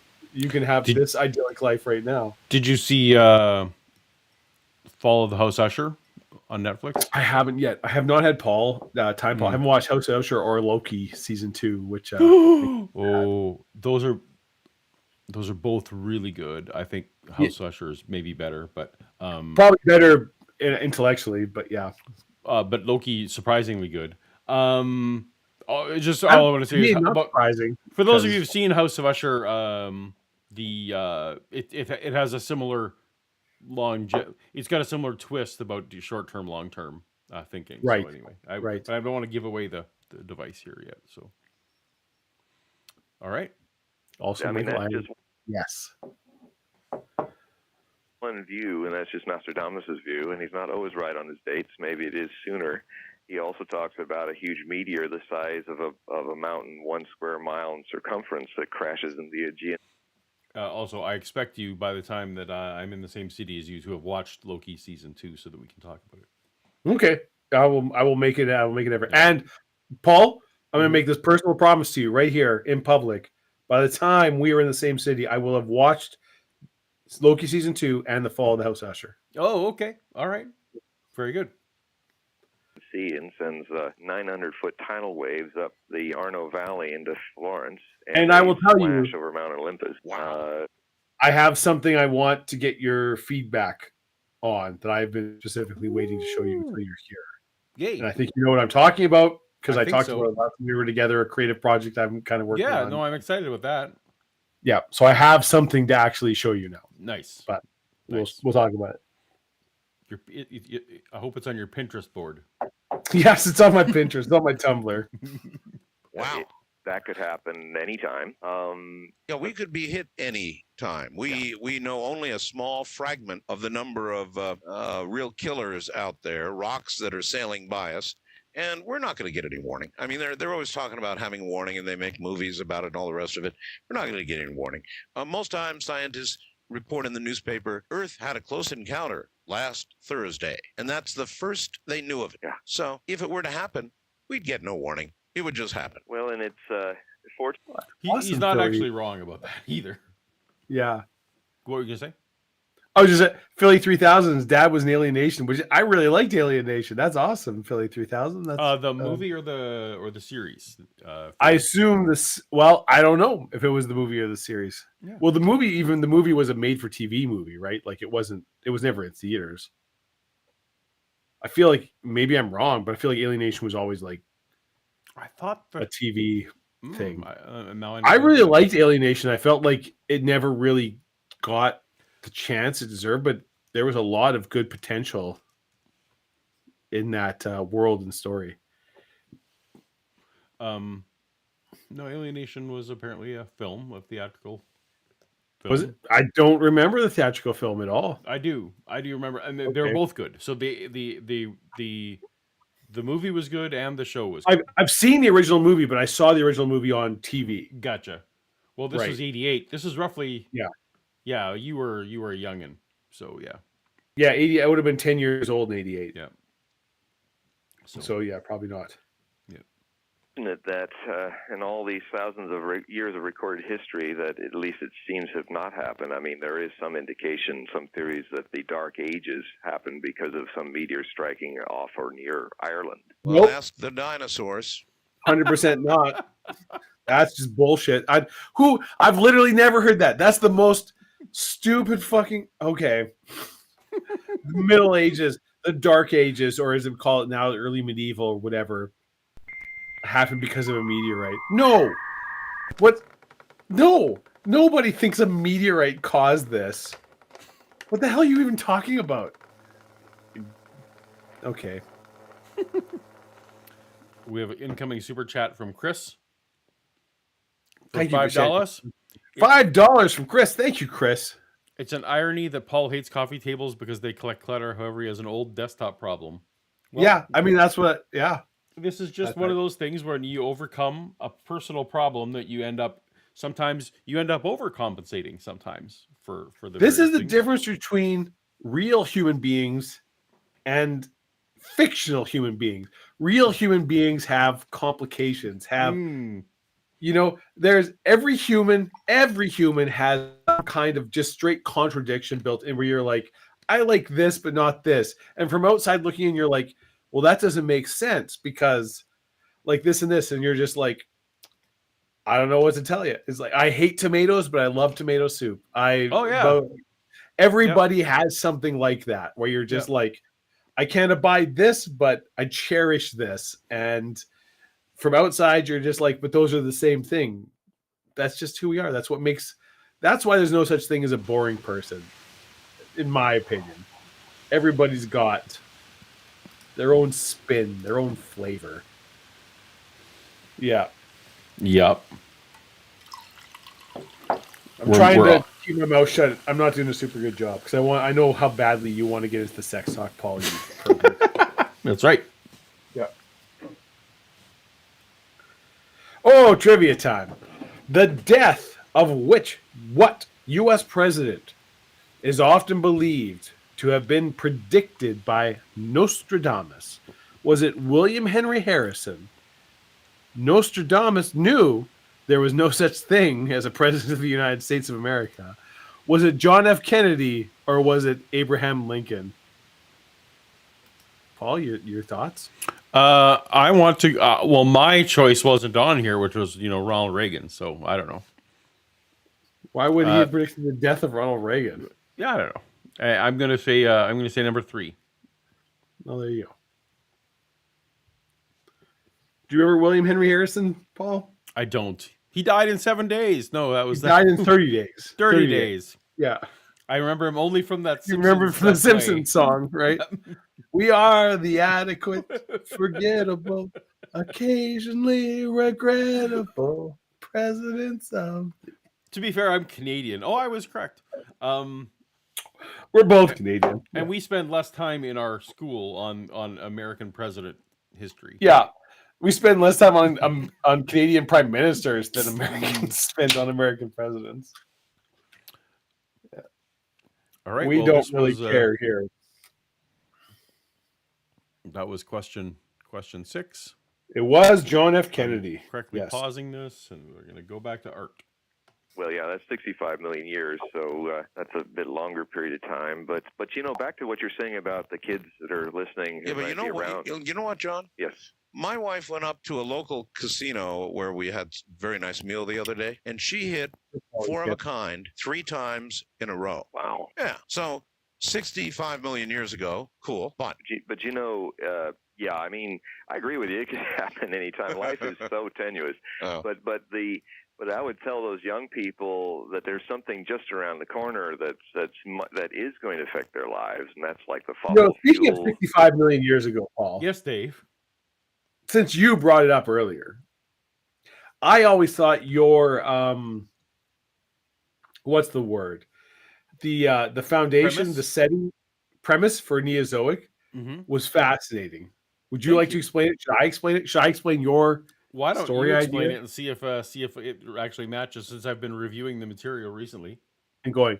So Paul wrote a comic series once upon a time called Neozoic, and everybody here should look it up and go find the trades and buy them, because buy them not from Amazon, because someone has them jacked up to $100 a copy.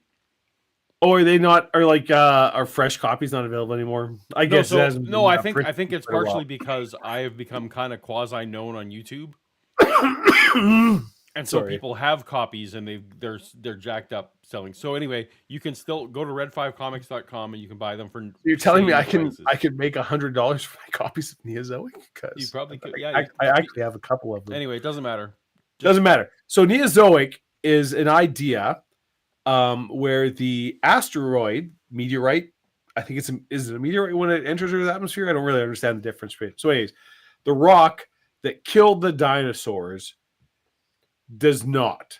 It's deflected in its course and misses Earth. So the great extinction event does not happen. There is no impact. It hits the moon, actually. Yep. And dinosaurs do not go extinct. So humanity still evolves, but they evolve in a world where dinosaurs exist. But we're still 65 million years later. So what you're seeing isn't Cadillacs and dinosaurs, right? Where it's like there aren't, plesiosaurs and velociraptors and T-Rexes walking about, because they existed, tens of millions of years ago, hundreds of millions of years ago. So the dinosaurs that exist on Earth now are 65 million years evolved from what it was. And the humans that have existed are not, it's not just our society with dinosaurs, or even they're evolved better versions of dinosaurs, because they've had 65 million years of competition to evolve. And mammals and humanity specifically have grown intelligence and built walled cities and things, but there's just crazy ass better dinosaurs out there that you have to buy the comics to see, available from red5comics.com. And humanity is in a much more regressed state because we are not the alpha predators on the planet. So humans basically live in walled cities, and a pretty cool story happens. There's some biblical parallels. It's an interesting story. I genuinely enjoy it. I'm not just saying this because Paul's on the channel and go. I actually think it's an interesting story, and there's a lot of layers to it. It's an interesting thing. There's stuff happening. There's biblical references.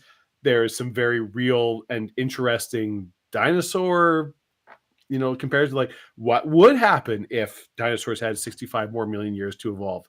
What would that look like? What kind of dinosaurs would we get? And what would the world look like? What kind of societies would exist? I don't know. If you've never read it, Kip Davis, you oughta, maybe you can get hooked up. But there you go. That's my plug. This is the kind of sponsorship clout I can bring. Anyways, Neozoic. Check it out. Neozo. I'm too drunk. Help me out. So Red 5. Mm-hmm. So the word red, the number 5, comics.com. Because of course was the original publisher and a company that I founded. Mm-hmm. But I am no longer part of. I found my scripts for Jonathan Bale the other day. It's like, there's some good stuff in there. Yeah, I might try and do something with that someday. My Neozoic news is related to some of the recent strikes. Let me just say. Oh, well, we'll talk about it off camera. Mm-hmm. That's right. All right. System collapsed in 2010. The potable water collapsed by the 2020. Rain belts collapsed. That's what I was going to say. Is that pronounced potable? Potable water is just water in pots. What I've learned, though, Dave, my new philosophy that I've only adopted in the last couple of years is when someone pronounces a word incorrectly, but uses it correctly, that means they are a reader, right? Who doesn't get to talk to other people about the subject with which they are conversing now, and that is actually that's an admirable trait, right? And so. If you mispronounce it and you use it incorrectly, then you're probably just butchering stuff. But anyway, so we have a super chat from Melly. Are they harder, better, faster, stronger dinos? You missed a super chat. Oh, I missed from Timothy Harmon. But yes, they are better, harder, better, faster, stronger dinos. But of course, not all of them, because no, we said that. We did say the website again. I did that one. Oh, did you? I'm sorry. I apologize. No, that's all right. Nice. Actually, I think I probably just went ahead and said their website again instead of reading the question. So without announcing it as super chat. Yeah. Chris for $5. Don't let Kent Hovind hear about this comic about dinosaurs. He might think it's actually true and proves evolution wrong. Well, proves evolution wrong. As Kip pointed out, when I wrote this, I was a young Earth creationist, and this is actually the comic that sent me spiraling when I went looking for evolution details. So, indeed. Okay, off we go. And don't let Kent Hovind find out about the Flintstones either, right? It's one of those things. Oh, we have another super chat. Oh, more super chats before we get into it. Oh. Dagnabbit. Dapper dinosaurs. Sadly, the dinosaurs in Neozoic, having read every issue, are not particularly dapper. No. I won't. Yeah, save that. Dapper Dino was on my channel earlier this week. That was fun too. Was that the Godzilla stream? Yeah. I'll tell you what I learned during that stream. Yes. Aaron Raw is a big Godzilla fan. Holy shit. When he started pulling down the Godzilla figurines, I'm like, oh, no, this guy's serious. Like, this is, and I hate, support and love. And I'm just like, I was not prepared for the minutiae of Godzilla trivia that was going to be coming out in this. And I don't know if you were like, I didn't know. No, I knew what I was getting in for, because you knew both these people are like, no, Arn these has are cornered me in real life, in person, to tell me about Godzilla. So. Well, clearly he's very passionate about it, and I appreciate that. That's listening to anyone talk about their passion is always cool. It doesn't even matter. You don't even have to. Not always. Well, I shouldn't say always, but there's at least some. There's some. that maybe you not know for what an extended period of time. I make fun there, but it's like I've often said, and I honestly believe this: there is no such thing as a boring person. It's just sometimes it's hard, but if you can get somebody talking about the thing that they are passionate about, you'll find out something. Like there will be, everybody is interesting. The most mundane, uneventful life, it's like, no, this person's had things they care about and has views, and like that's just human nature. If you can get somebody to talk about the thing they actually care about, you'll find something to be entertained and engaged and interested in.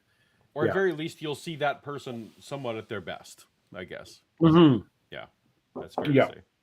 You might hate them. Yeah, you might absolutely disagree with everything they say, but you will not be bored. You can't say this is just, there's no such thing as a person who is like, whatever, they don't believe in anything or care about anything. You're like, no, they do. They might not be showing it to you or telling you, but there's something there that this person is got a fire for.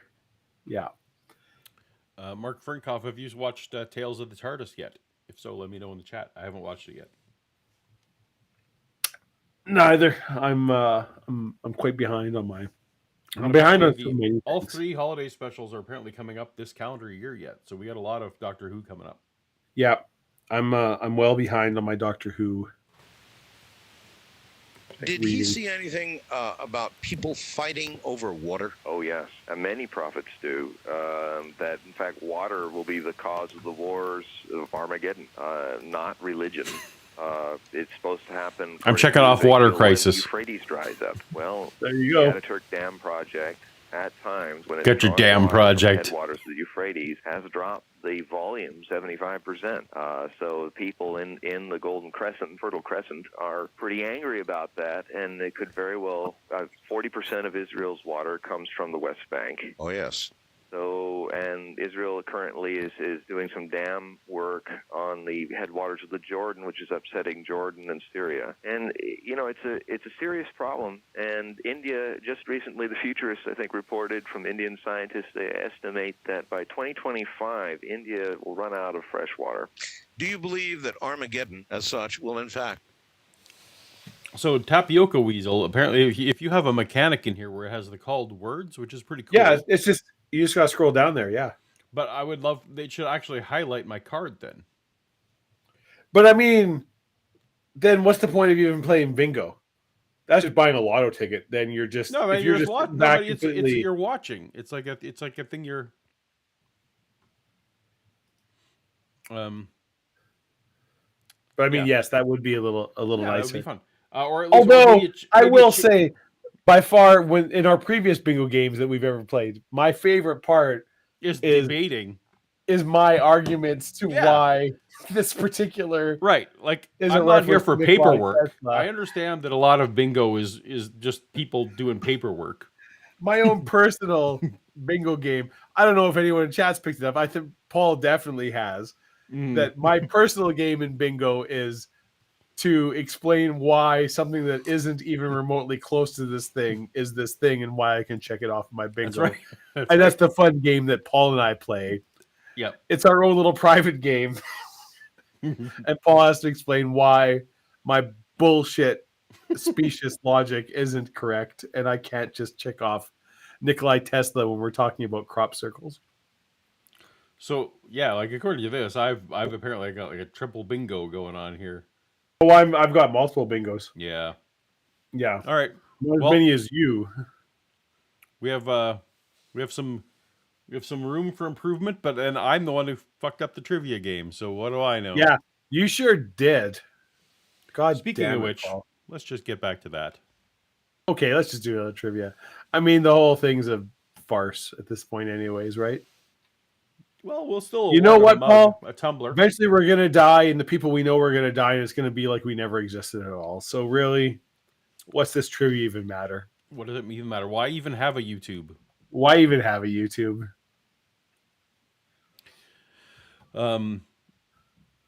Oh, and someone said Red 5 or Neozoic #1 was sold out. Don't go for the single. That would be probably the single issues. Go for the collected trade paperback. It's cheaper. Go for the trades.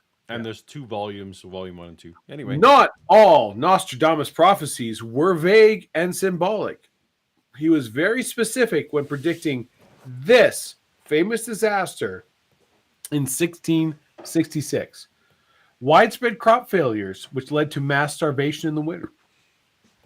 The start of the 30 Years' War. The third outbreak of the plague, which killed over 12 million people. Or the Great Fire of London.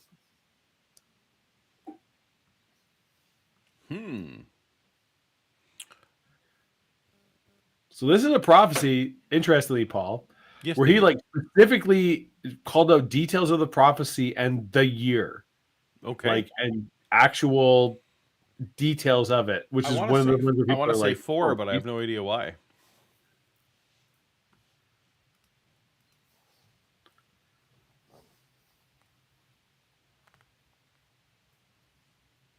Oh, yeah, right. You're right.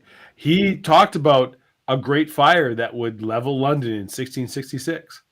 Wow. Like, and use the word like London in 1666. And so, and then it happened. There was a 3-day fire. So then I want to be, then the skeptic in me goes, well, okay, someone knew that. Did someone know that and try to make it happen? I mean, I don't know. Yeah, it could, but the Great Fire of London was a pretty... I suppose so. That's you're disincentivized to set your own city on fire, I guess. It was like 80% of London was destroyed. It went on for, I think, I can't remember, 3-4 days, like nonstop fire through the city, just kept spreading throughout. It destroyed almost the entire city. Yeah. Hey, there it is. Hey, sexy chick with sword. Volume 1. Volume 1. Volume 2. Volume 2. Those are the ones to look for. Although I think this cover was the same cover as the first issue. Mine's way over there.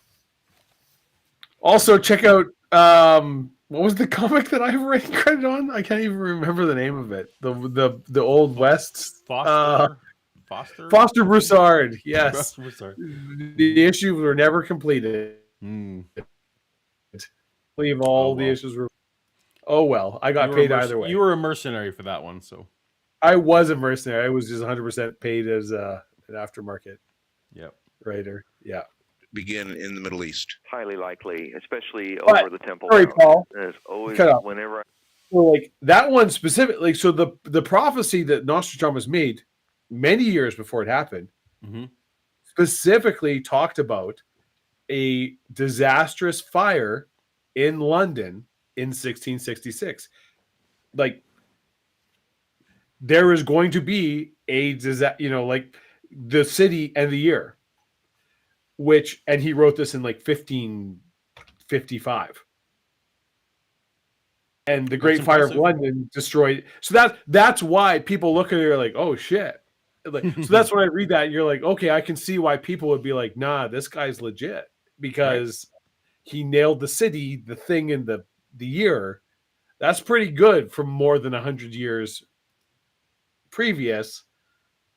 I can see why people would be like, now he wrote a lot of things, like he wrote 1,000 plus prophecies, but he wrote one specific year, specific city, specific disaster, specific year, and then it happened. Impressive. The worst fire that ever hit London, the Great Fire of London. In the time, it was a huge, huge deal. And there you go. So what are you going to do? So that one was one where it was, this isn't some kind of like esoteric, oh, there's a city of Europe will, be bathed in fire, which is a lot of his prophecies are like literally that's all it would be. And you'd be like, well, this could be any city that had a fire at any point in Europe.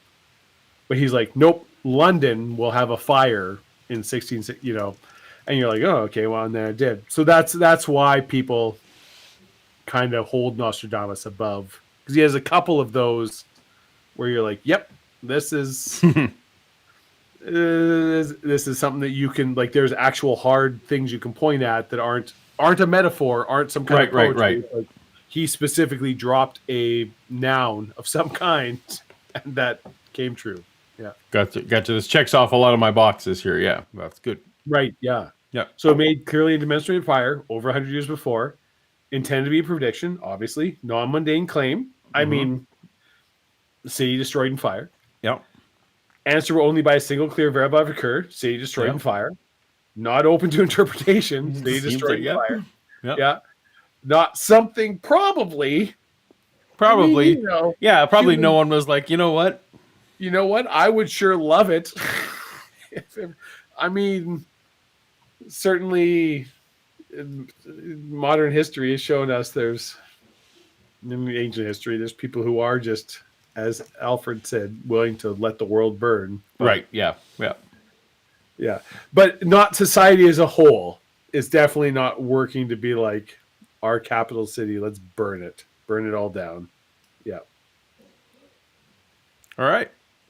Yeah. Have about 2 billion at the appropriate time. Comments? Well, whether there are people out there planning it or whether our own kind of collective sleepwalking towards that future will do it, I think I doubt that we can get through the first half of this next century without billions of people passing on, because we just can't sustain what we're doing. And, humanity can either choose to either control our numbers and change the way we behave to kind of soften that blow, or we'll just have to go through that blow, and then the survivors will be wiser, and maybe we'll create a better society from the pain rather than from the understanding. And that's always been the cycle in that's shown in prophecy. A natural culling of nature? Well, if we choose to think like mice, read like mice, pollute and consume like mice, and I used to be a pest controller, so I used to deal with mice populations. I mean... Did you really? Yeah, I mean, I used to, in Eastern Oregon, there was this town built... The whole show is now just going to be tales from the mice exterminator. Art loves, when he gets bored on something, he gets on a tangent, so... Yeah. Yep. Speaking of, you know what movie I watched in the last month, Paul, is Arachnophobia. It's still that movie holds up. That's a solid movie. Yep. Was Gina Davis in that? Was that who the mother? John Goodman definitely is in it. He's the exterminator. I don't think I ever saw it. I don't know if I ever saw Arachnophobia. You definitely did, because I watched it at quizzing parties. Oh, okay. Yeah. Okay.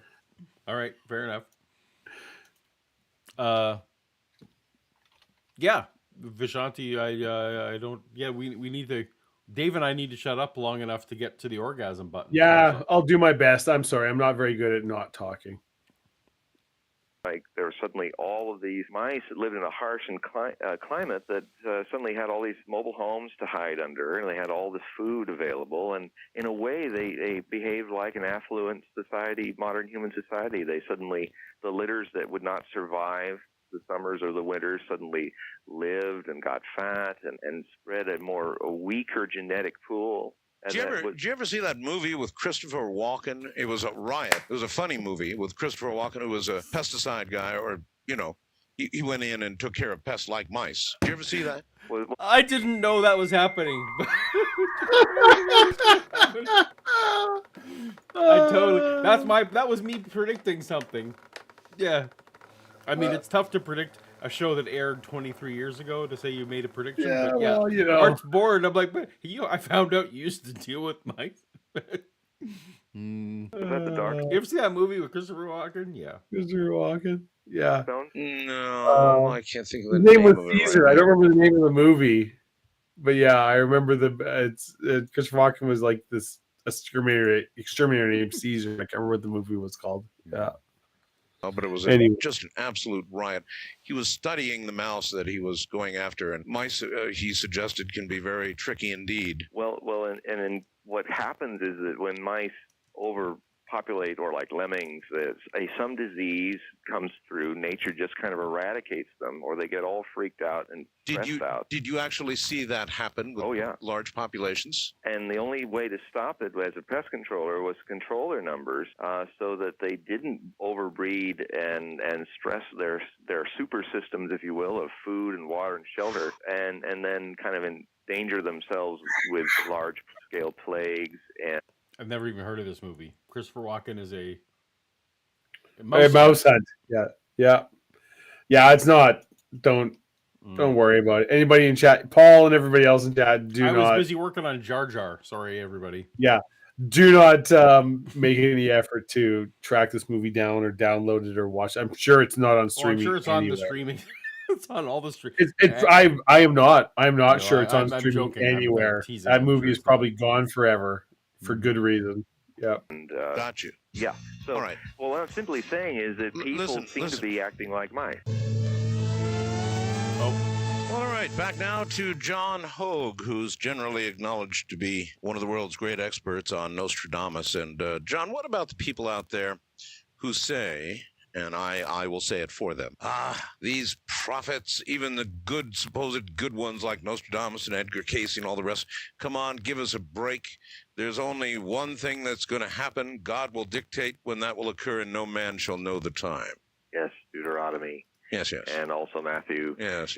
And the only problem with that argument is you don't hear the opposite argument. You don't hear what the Hittites said about Deuteronomy or the Canaanites when Moses made those statements. And you know how it is with an argument. Wait, Moses didn't make that statement. That was a Jesus statement. What are you laughing at? I'm laughing at, so just by coincidence, as a fervent Norm Macdonald fan. Yes, was watching some Norm Macdonald material this week earlier. One of the bits that came was the hey, I was reading this history book, and it turns out that in every conflict in human history, the good guys have always won. What are the odds?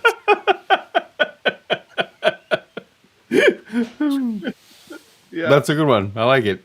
Yeah.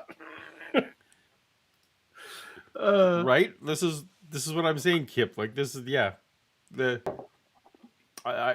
Hittites saying something about this was news to me. They were already exactly. Yeah. If the only data you have is from the group that supports one side of the argument, it's a little. It's it may be true, it may be not true, but objectively speaking, it's a bit subjective. It's open to interpretation. It may be open to a certain prophetic bias, what I like to call propaganda. Well, I guess that's true. What about the people who just don't care? In other words, their attitude is, well, in other words, if it's almost all gonna everybody. That's right. Almost. Yeah. The vast majority of humans living on the world today. What do you have to say to the them? next life or not? There's not a damn thing I can do about it. So, You know, in a way, I agree with them. Do you? But in a little different, in a funny way, like I was saying earlier about a certain kind of spiritual cynicism that I support. Yes. It's we can't really do anything about the big abstracts that are overwhelming us. It's really the wrong way to transform it. I feel more and more after, like, I've been around the world like you have. I've at least 3 times lived in a lot of strange, unusual places, and seen how different cultures deal with things. And it really comes down to that there's no way. If you look at history, the collective attempts to fix things haven't worked. I mean, at the best, that we muddle along, but, wars haven't ended. Hunger hasn't ended. True. These things haven't ended. So I feel more and more like the real transformation is individual and can only be individual. I can't do anything about what my government is doing, derailing the world or whatever. But I can do something about me. That's at least the new theory that I'm testing in my own life as a subjective scientist. That is, someone who's using certain means to unlock how I tick. I mean, at least I can take care of me and see what it is about me that contributes my little vial of war and hatred and fear and uncreativeness to the world. And also to see what little contribution I make to make the world better, even if it's a little thing. Well, then you should be particularly concerned, as should I, because you relay some rather dire prophecy, and you've got to imagine, I have, that you are contributing to the collective consciousness a concept of helplessness and inevitability that actually drives reality. Well, unfortunately, in the in the medium that we're currently working in, and also in TV. Yes. The difficulty always is that, I mean, at least on your show, I sometimes get a chance to speak for hours on the subject and at least not soundbite it to death to a point where it's pure sensation rather than any statement. We can at least... No, that's what we want. I'm currently bored with what you're saying, and I wish you would soundbite the shit out of this as opposed to rambling on. I want to hear about Nostradamus, not whether you think you can improve the world. Talk about things. That's why I love doing your show. And we're all here for the orgasm button. Come on. I agree with you that in a lot of what we've been speaking of in the last hour and a half is pretty scary. And all I can say to that is to the people to just read the full book, because everything I've got in there is counterbalanced. All the fearful stuff is counterbalanced by many of the same prophetic traditions also seeing an alternative future, a millennium of peace, a fantastic future for us if we can just get over the next 30 years. 30 years, yeah. 30 years. Amazing things. We got to get over this 30-year hump. Childhood's coming to an end for humanity, and if we can get through this growing pain period, we've got. I mean, there's a whole list of things that are fantastic about us going into space.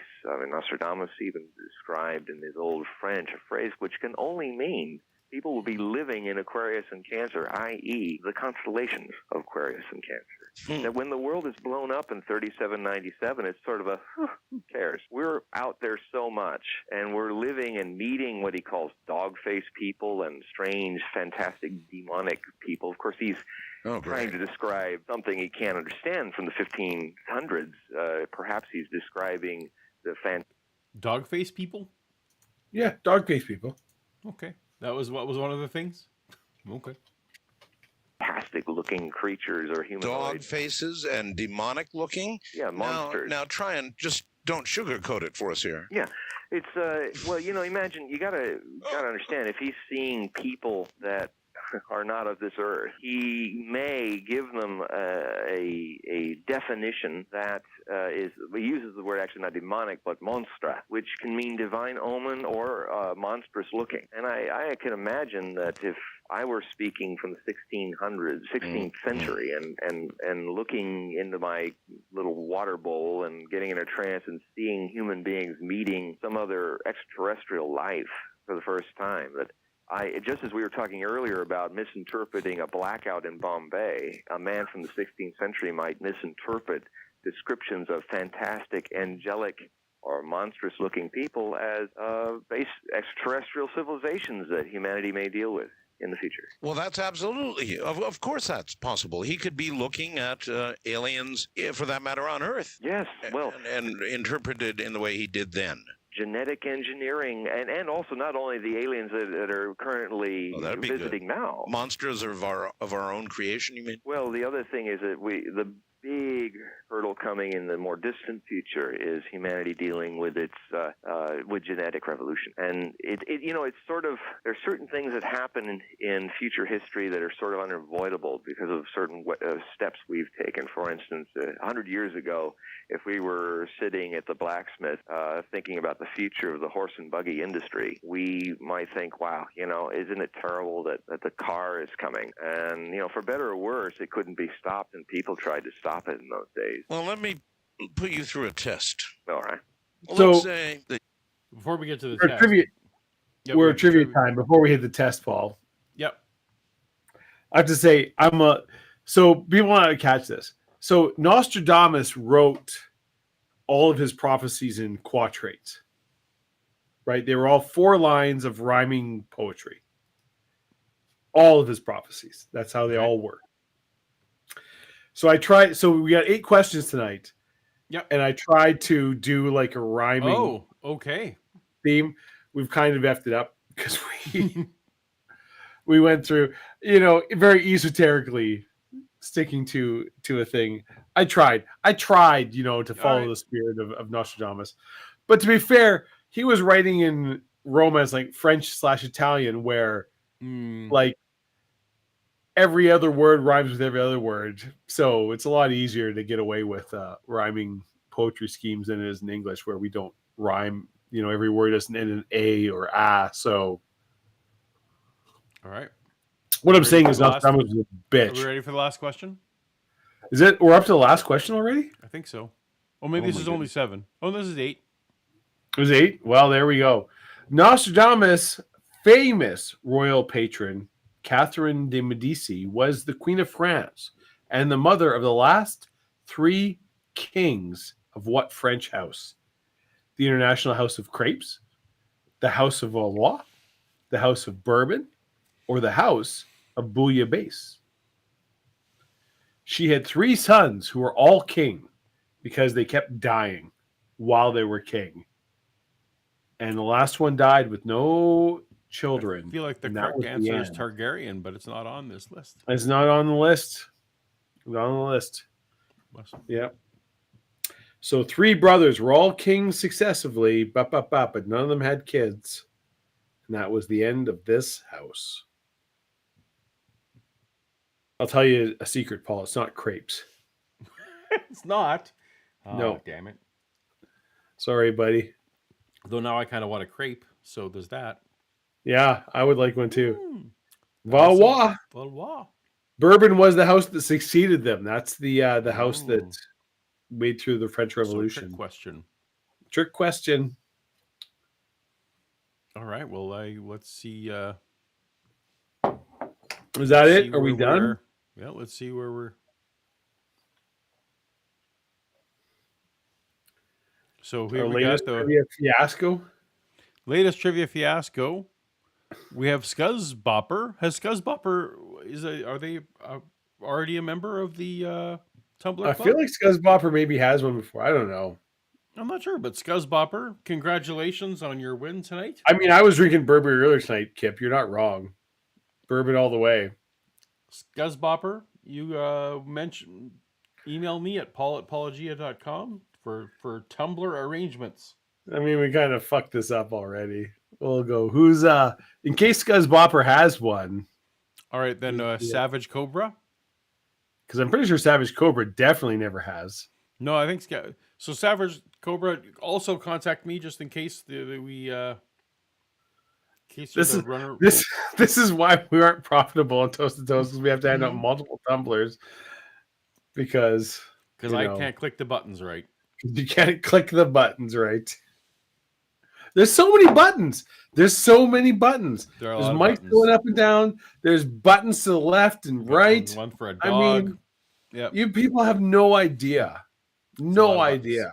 Yeah, there's a lot of buttons. All right. I Just feel like chill we're the getting. fuck out. Yep. Everything's fine. Fine. We're getting there. How many minutes in are we, Paul? You, John Hogue. Well, not enough. Oh dear. On the file that I have, we're 28 minutes in, which is not bad actually. Okay. So yeah. Could have. We're gonna hit sexy talk yet. Being a human being, minus emotion, minus even perhaps some degree of self-awareness, minus a lot of human traits, and yet still of a human body, which would be an absolute virtual, don't worry about it, rest of your life slave for you, a genetically created slave, which would do your bidding, do your work, provide you with everything you wanted. Would you accept that? No, I wouldn't. You wouldn't. But unfortunately, it gets even worse there. No. I don't even like... Did you see the episode of Dark Mirror where they had the personal I haven't watched assistants? Dark Mirror for a couple of seasons. But did you see the one where they took your brain and made a personal assistant out of it? No. Like that was a very similar... It's just your consciousness is living inside various like devices. Okay. But then your consciousness is like trapped in those devices. If I was getting devices or like anything useful to like clean or maintain my house, my consciousness is the absolute last fucking thing that you would want in there. That's right. I want like there's a number of people I know in real life that I would be like, if you could trap their consciousness and have them in my vacuum cleaner, right? I would. I'll sign this goddamn contract today. My consciousness, no. No. That makes good sense. I agree. I have strengths and I have weaknesses. I admit this. One of them is, personal cleanliness, hygiene, right? Like that is not my strong suit. I would not put my consciousness in any kind or to be frankly, you're probably not an ideal like personal assistant, like remembering all the dates and names and like it's just. But I can't, like, I'm actually would be if, and this ties to my job and stuff. If it's like, this is my job, if you would like, if you, Paul, hired me to be your personal assistant, I would come to you every morning and be like, hey, Paul, like, you've got these meetings, these things, this is happening. You need to do blah, blah, blah, blah. It's like, you only have this time to do stuff. Okay, you need to wrap this up, man, because you've got a conference call with whoever, like, I can do that, and I do have a very good memory and can go. But when it comes to like my personal life, for yourself, like, I'm very much a /ish. For it's like, this is happening November-ish, right? That's But I can go. I'm killing the mood. You're right, Vishanti. Okay, no more art. We got to talk about sexy slaves. Situations where people have somnambulance. But we did have the Ronan, thank you for the super chat. Gene slaves. Finally, things are picking up. Yeah, I think we're on our way. Yes, we're into gene slaves. Yeah. Genetic slaves, which are organ resources. They're in stasis, and organs are taken from them. Sure. And these are the things that people in the future are going to have to sort out. Just like when Nostradamus 450 years ago was telling his king in a letter, you know what? This sounds unbelievable. Let me tell you this: you and your kind will be deposed, executed, even. How about this, John? A human being with every single body part, which would match yours, save a brain. There would be only a brain stem enough to keep this thing alive till you needed, say, a liver or whatever. Yeah, I know. It is. Now, you say no. How horrible. But if you needed the liver... I'm assuming you're also not caught up on Rick and Morty then? No. I'm just assume I'm not caught up on any modern media. So the new Rick and Morty, which was like 2 days old or whatever, or however many days...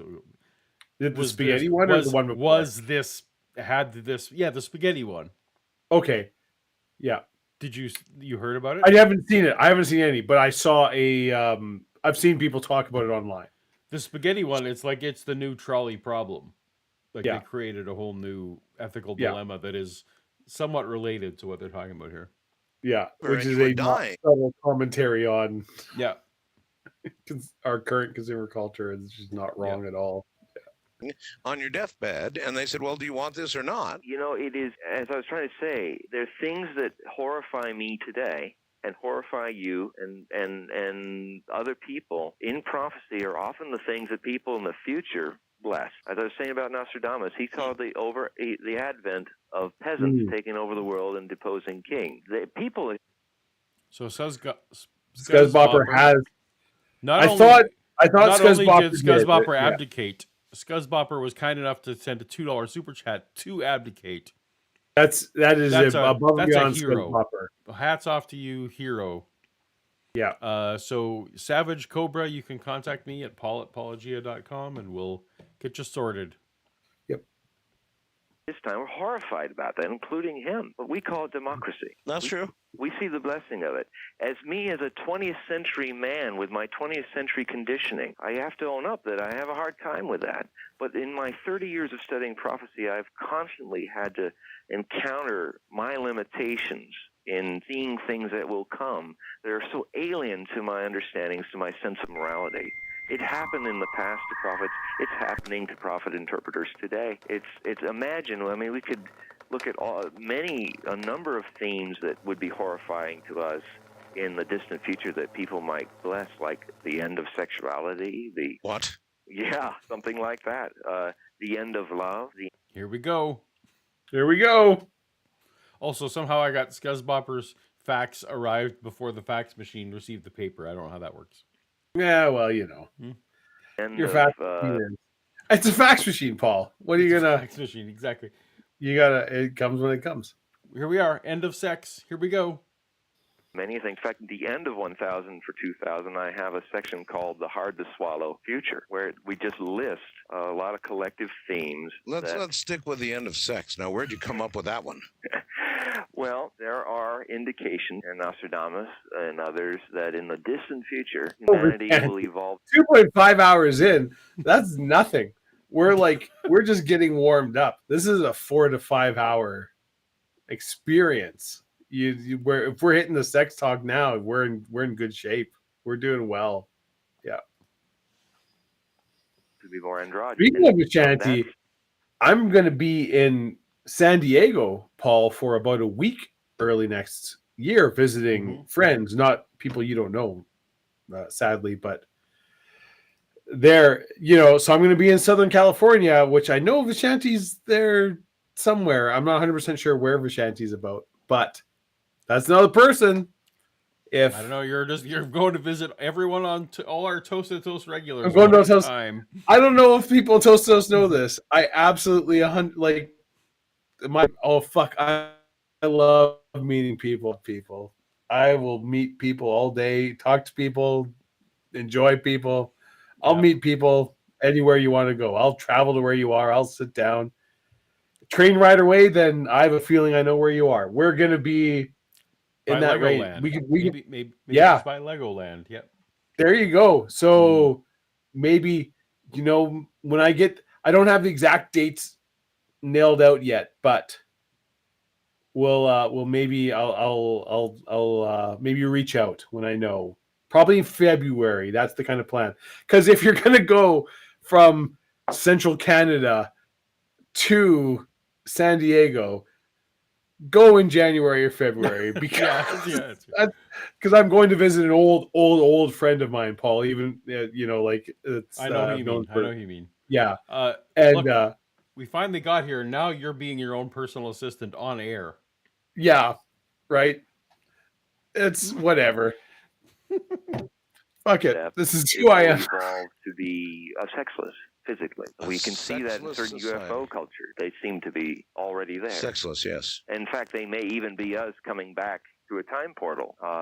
In some cases, this could be so. Now, the thing first off to think about is, nothing that's lost is left unreplaced. The void will be filled, and it may with what? With respect, for example, to sex. Yeah, exactly. Well, hey, Kip, don't fucking dox me like that. I'm just joking. You're not. I've called out. I don't know how more central you can get. Winnipeg, Saskatoon, it's literally if you throw a dart in the middle of Canada, that's pretty much where you're hitting. Yeah, Ontario likes to call themselves Central Canada, but it's not. It's not. They're just arrogant. Geographically, yeah, I'm pretty close to the actual center of Canada. So the guest here is saying, "Hey, yeah, now we're getting into good stuff, and I'm 100% derailing us constantly. Humanity is no longer gonna have sex, but don't worry. Don't worry. You know something better. I'm very abhors a vacuum. I'm very worried about this. I have concerns. I have deep concerns about this. Art clearly has concerns. Yep. Whoa. You're trying to move on to other stuff. Hold on. Anyways, there's not going to be any more sex. But look at this thing. What was that thing you just said? Don't worry about that. Since most of us, obviously the people of the future will find a way to have orgasmic pleasure that doesn't require a physical trigger, and over time one can see where they would just go, we don't need it anymore. We can live in a state of orgasm. No, I don't see that. Live in a state of orgasm? Well, it seems to me that the ones that would be left with the empty bag would be the guys. I mean, if that ever happens, we're toast. Well, hopefully virtual reality will save us in this level. But I know, I mean, it's pretty mind-boggling. I'm not saying I agree with this whole list, but it's like I have to... You gonna be okay there? Women don't have orgasms anyway, so they're fine. They're fine. Don't worry. I think that says a lot about this Hoagland. Yep. The guys are really going to be affected by this.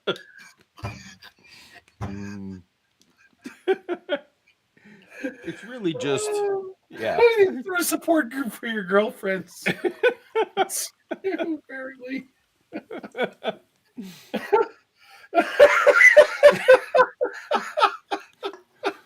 Also, I know we haven't done our we, you know, as we mentioned, we don't, you and I don't know the president list as well. We don't do the American civics. What's the capital of the state of orgasm? I believe it's Clitopia. Clitopia. All right. Reported as a prophet scholar, there's some pretty wild what was things that movie out there. with was it Brendan Fraser? It was like black and white, and like some color came in, and but there it was like a 60, or like it was supposed to be like a 50s TV show, and somebody from real life gets in. Freaking, was it Brendan Fraser, Christina Applegate? I can't remember who was in that movie. It was a really good movie. Do you know what I'm talking about? I have no idea. It's like a TV series. Like, is it called Blast from the Past? No. That's where he's in the bomb shelter. It's like it might not be Brendan Fraser. I can't remember. And it's like a Leave It to Beaver TV series, or like the Andy Griffith Show. So it's like a black and white American 50s TV series, and like people from, I want to say, the 90s get like involved in this, and as they interact with people, because it's all very black and white, you know, Americana values, and they're like, well, no, like there's a whole, and so some people, as they interact with them, start turning to color as they're adopting a more nuanced view of life. But there are people who just reject these values. They're like, no, it is black and white, and they stay black and white. And it's a fantastic movie. Is it called Pleasantville? Yes, Pleasant, because Pleasantville was the sitcom, like the TV series that it's, yeah. Who's in that, Paul? Please, if you have Tobey that. Maguire, William H. Macy. Oh, oops. Yes, yeah. I strongly recommend everybody check out this movie, Pleasantville. It's a fantastic movie. Jeff Daniels. All right. Yeah. Like, this was a big deal. You never saw that movie, Paul? I didn't see it. One. Okay, well, there you go. I think this actually would have been when you were in San Francisco. Yeah. So, well, 98. Yeah. So yeah, there was some. Once I got down there, actually, I started seeing a lot more movies. That 98 was just slightly before. So, anyway, cool. We have a super chat. Yeah. From Sonic Shroom. Sonic Shroom says VR intimacy while jacking into the bank. I mean, yeah, you know. I mean, I'm presuming. Let's find out. I presume we're still reproducing in some way. Well, not in Sonic Shroom's world. Because we're VR intimacy. That people in the future may think, God, how did they ever live without having no sexuality? The little machine with a button, right? Well, you know, it's one of the things I think that makes people so fascinated. Well, I can stop you, Paul, again, since you brought it up, Blast from the Past. That is the movie with Brendan Fraser, who is not in this. That's where he's in the bomb shelter and going, that has Christina Applegate and the guy from Kids in the Hall. There is a line in that movie that it is one of the North Stars, the guiding points that I honestly, legitimately, this is not a joke. Okay. Try to live my life by.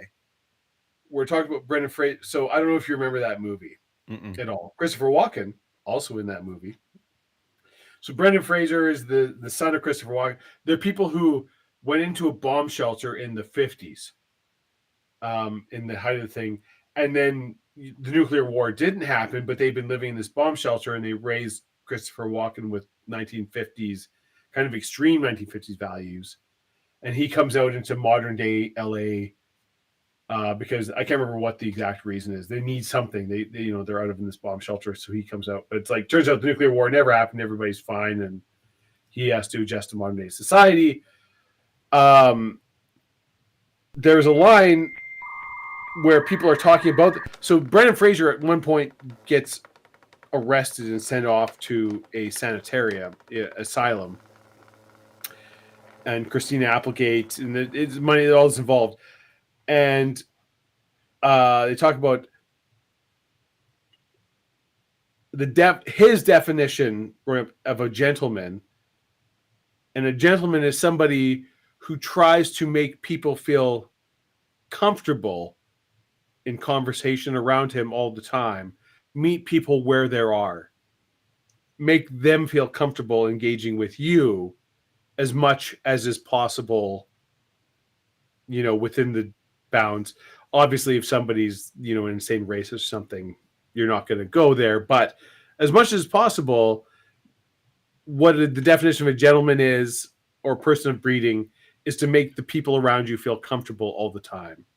Okay. And that, I remember watching that movie in the 90s, and that is a value I have actively tried to maintain through my life. The goal is like, when I'm in a situation or going or be like, try to make the people you're with feel comfortable. What are they interested in? What are their passions? What are they?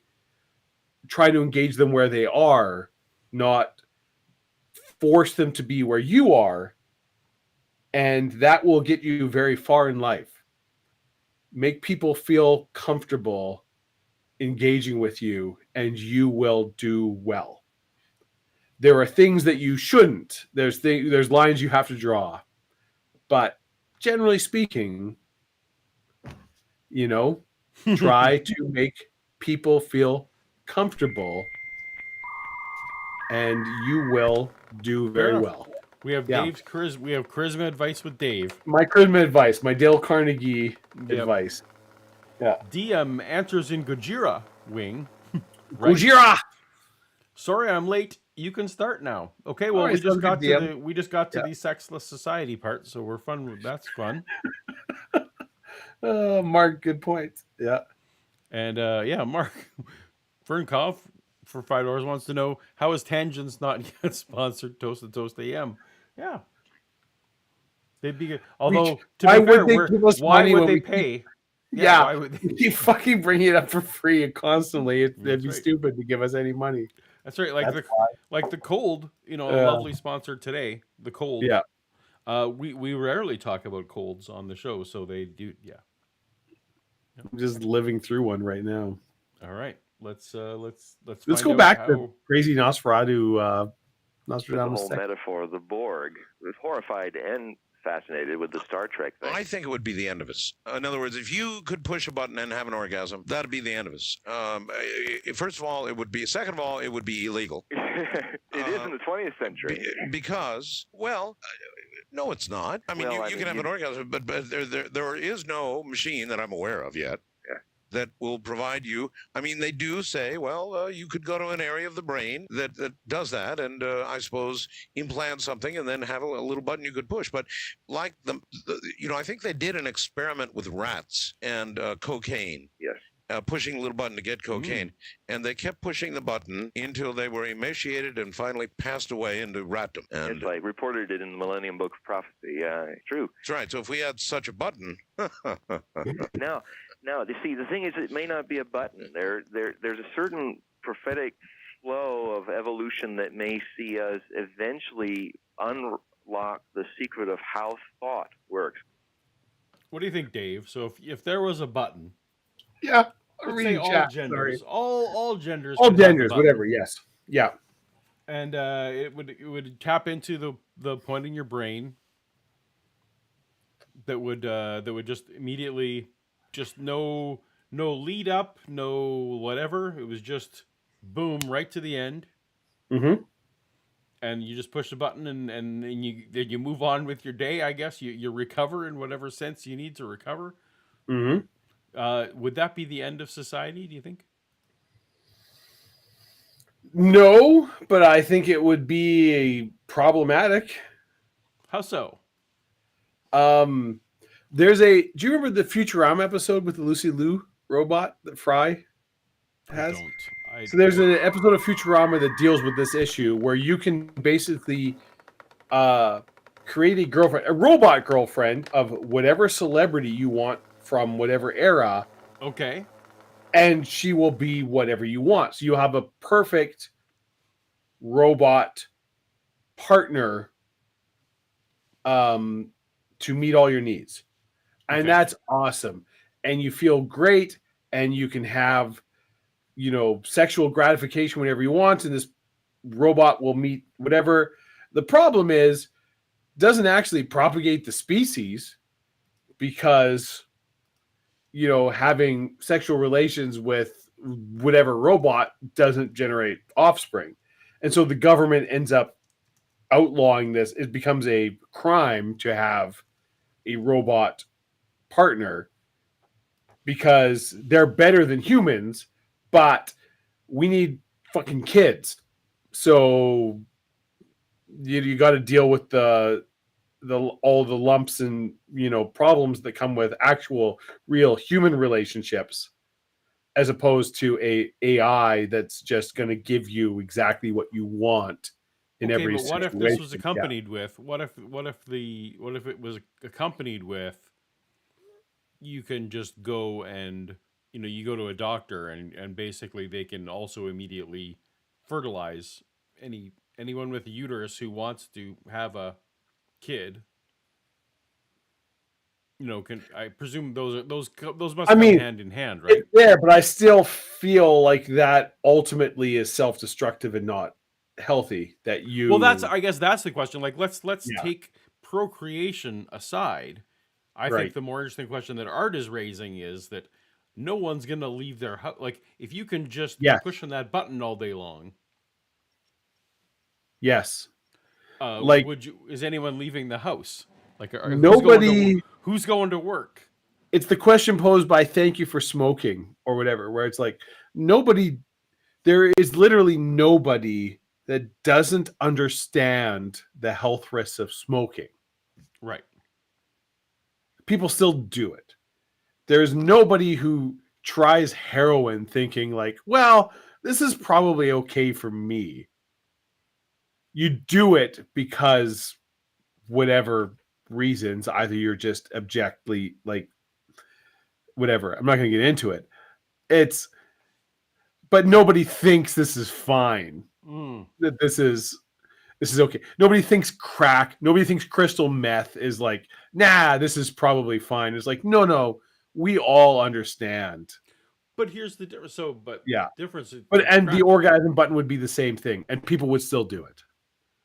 But also, I mean, arguably, it's not as black and white as like crack cocaine, because obviously this is a natural serotonin release body function. Yeah. That exists. So you're not necessarily, I mean, certain parts of society think that, porn can be addictive and there's things, but it's really, ultimately it's like, it's this serotonin release that you're yeah. However you're getting it can obviously be addictive, and that can be problematic.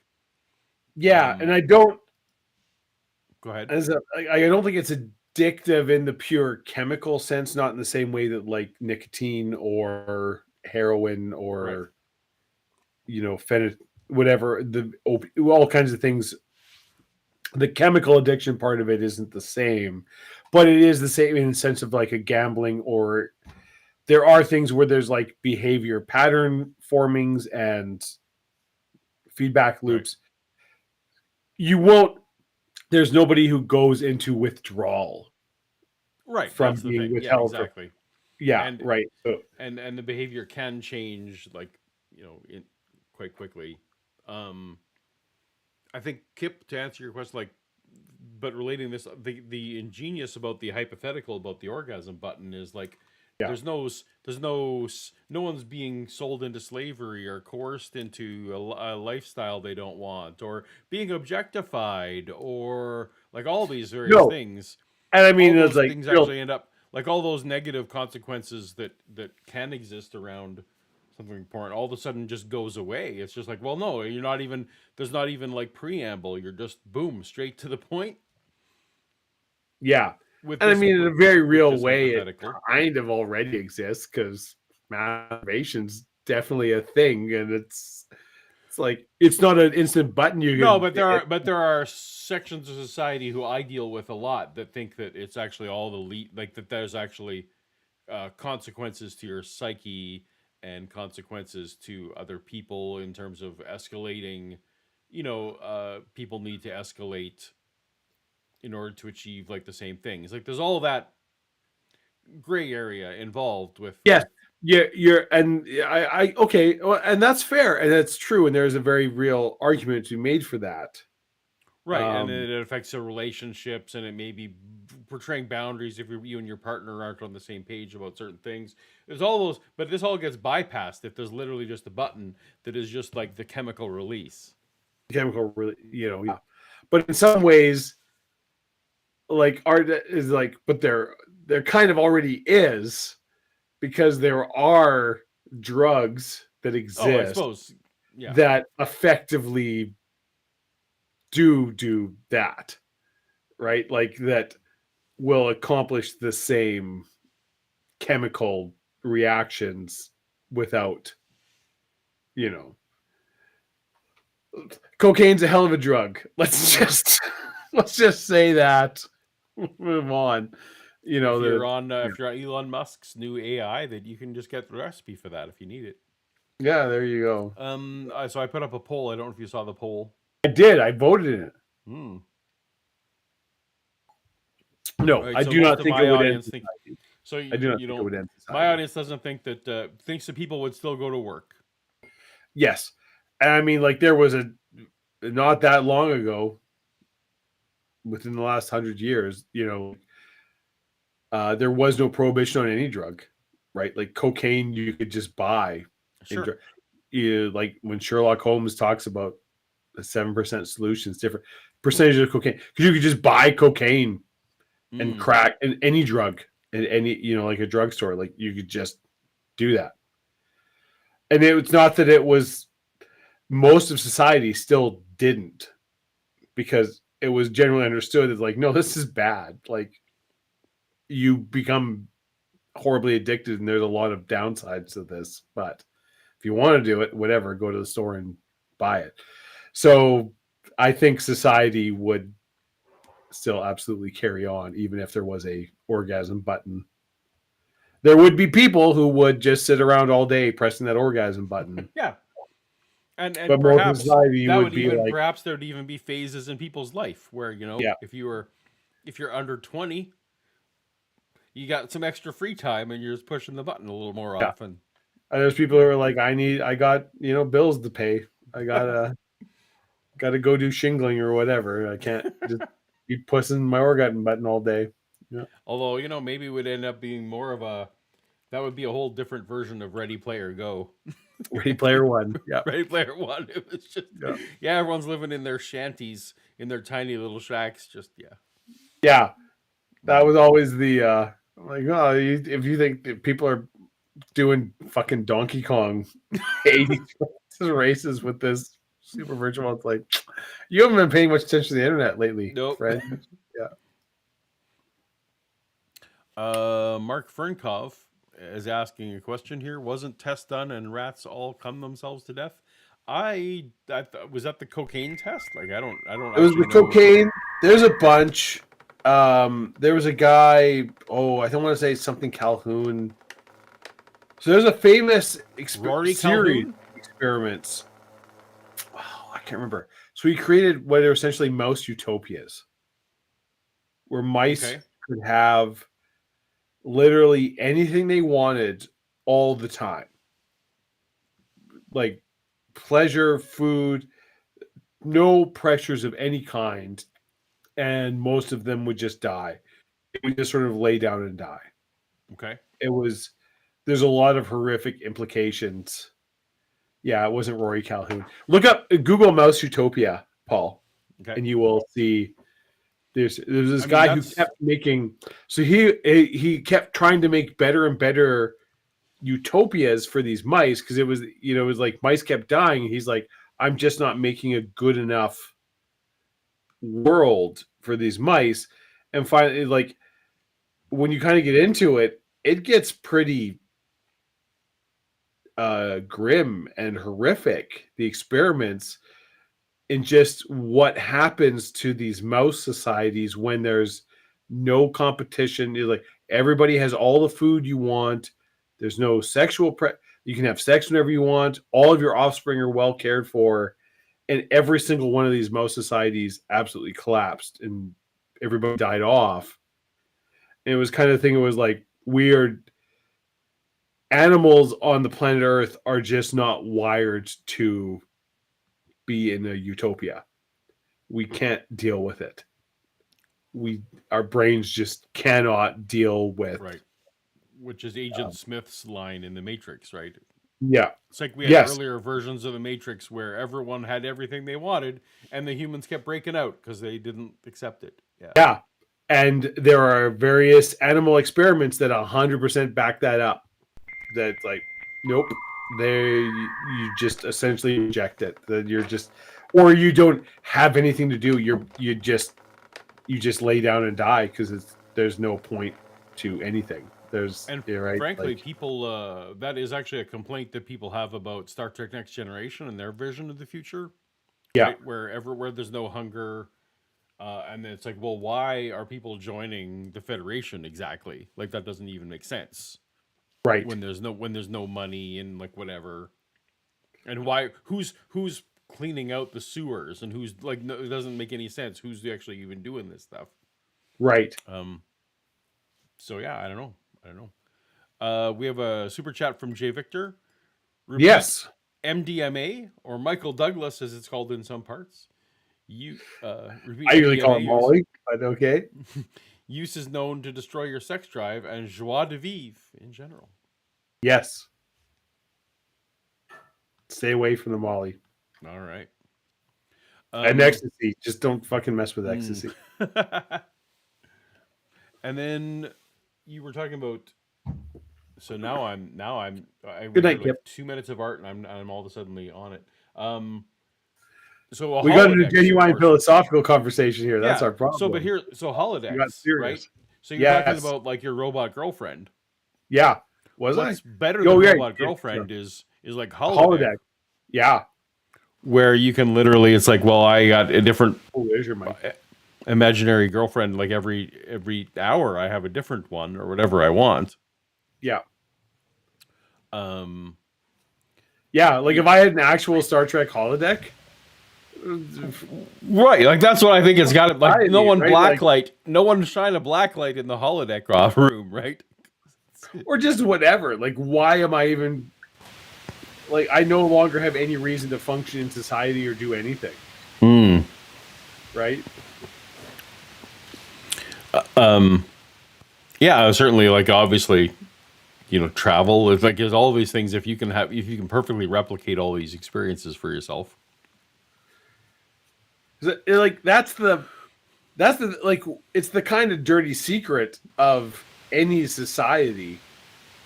Is it's all society and essential. Any society, any collective, any group agreement is like you are giving things up to get something.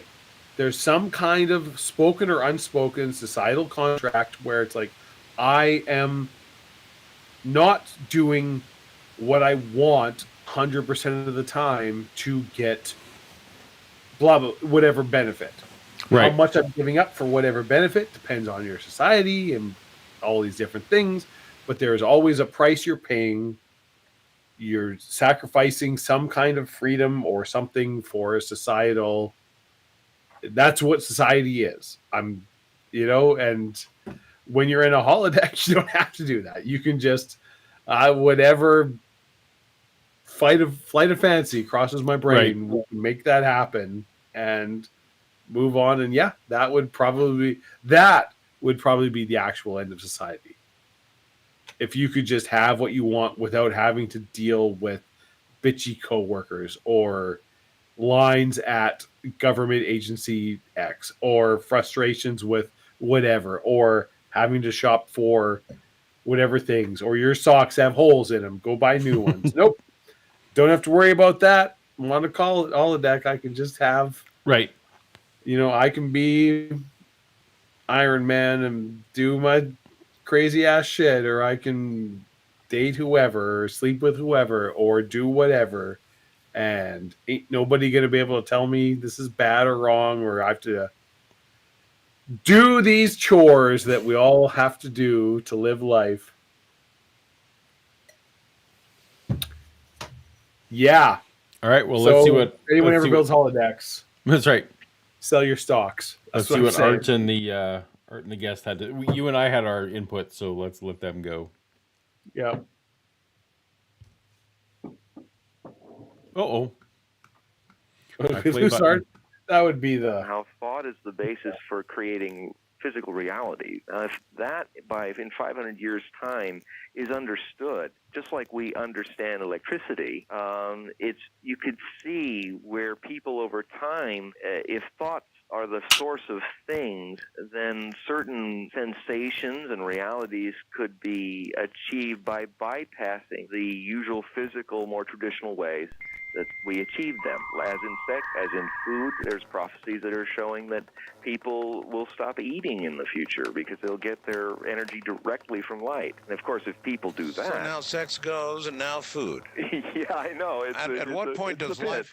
Well, that's right. At what point does life not... But what would food be replaced with? Direct light consumption. You would wear a little cap that for... I'm consuming some light right now, and it tastes like crap. Well, you see, there's the whole thing about the thought. It's the thought that made... So we're all just going to have photosynthesis hats? Yes. Apparently, at some point, somehow, because Nostradamus, we evolved photosynthesis as animal species. I feel like we probably won't. I feel like not. Yep. Yeah, certainly doesn't seem to be any evolutionary pressure that way. Nope. Let me tell you what's delicious, Paul. Ground beef. Would you, I was thinking about this today. Mm-hmm. Again, it was like, would you eat, I assume you would eat lab-grown meat. Sure, yeah. Yeah. I would as well. I don't see an ethical problem with, or conundrum. I would want it to be tested. I would want maybe to know, that there wasn't something weird about but theoretically, if it's genetically beef, right? Like if you can just, if the same genetic test between beef from a cow and beef from the grown in the lab is identical. It's like 3D printed, essentially, whatever. Right. But like the same proteins. Exactly the same. I'd have no problems with that. Yeah, like it feels like there's, not a lot of downside. I mean, there's actually very stringent tests. Well, in our country, with meat that's killed in a slaughterhouse. Mm-hmm. More so than other countries. So, although a lot of that came into play when the whole mad cow thing was happening. Yes, and before. I mean, all these rules came into place because I feel like we were still one of the best before, but it got way more stringent after. Yeah, it was because something happened and we passed these rules. But yeah, I have no. It's not like something has to die to provide this. Mm-hmm. Now that being said, too, I don't personally hunt, but I have a lot of family members who hunt. I have no ethical issue with hunting. I have a big ethical issue with trophy hunting, but people who are like, no, I killed this elk or moose and we're butchering it all and eating the meat and going, as somebody who eats meat, in many ways, I find that more ethical than factory farming. Yeah, right. For sure. Yeah. And I have hunted and I've actually worked in actual slaughterhouses and actual butcher shops. Yeah. So it's like I know how the sausage is made. You're doing some kind of Sweeney Todd thing at your right? Yeah. I've seen hot dogs being made, and I still eat hot dogs. So I have no illusions about what is going on behind the scenes, and I'm still like, yeah, I looked at all this, and I'm okay with it. And I'm gonna. Speaking of the spaghetti, Rick and Morty, right? It's the yep. I see how the sausage is made, and the sausage is delicious, and I'm fine with this. I've made me in peace with it. Be the way you would sensate, so you wouldn't need to actually eat something to taste it. I mean, it's really way out there, but I mean, it makes sense. I mean, that things are going to boggle us today that are going to happen in the future. Just like, people were just saying, Nostradamus, what do you mean the peasants are going to run the world? How can that'll be the end of life. That'll be the end of the world. What do you mean the kings aren't going to be around anymore?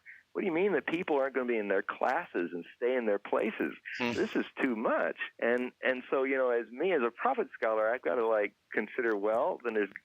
Does this guest feel like there's not classes right now? Because there are definitely classes right now. Well, I mean, in 1997, there weren't really classes, Paul.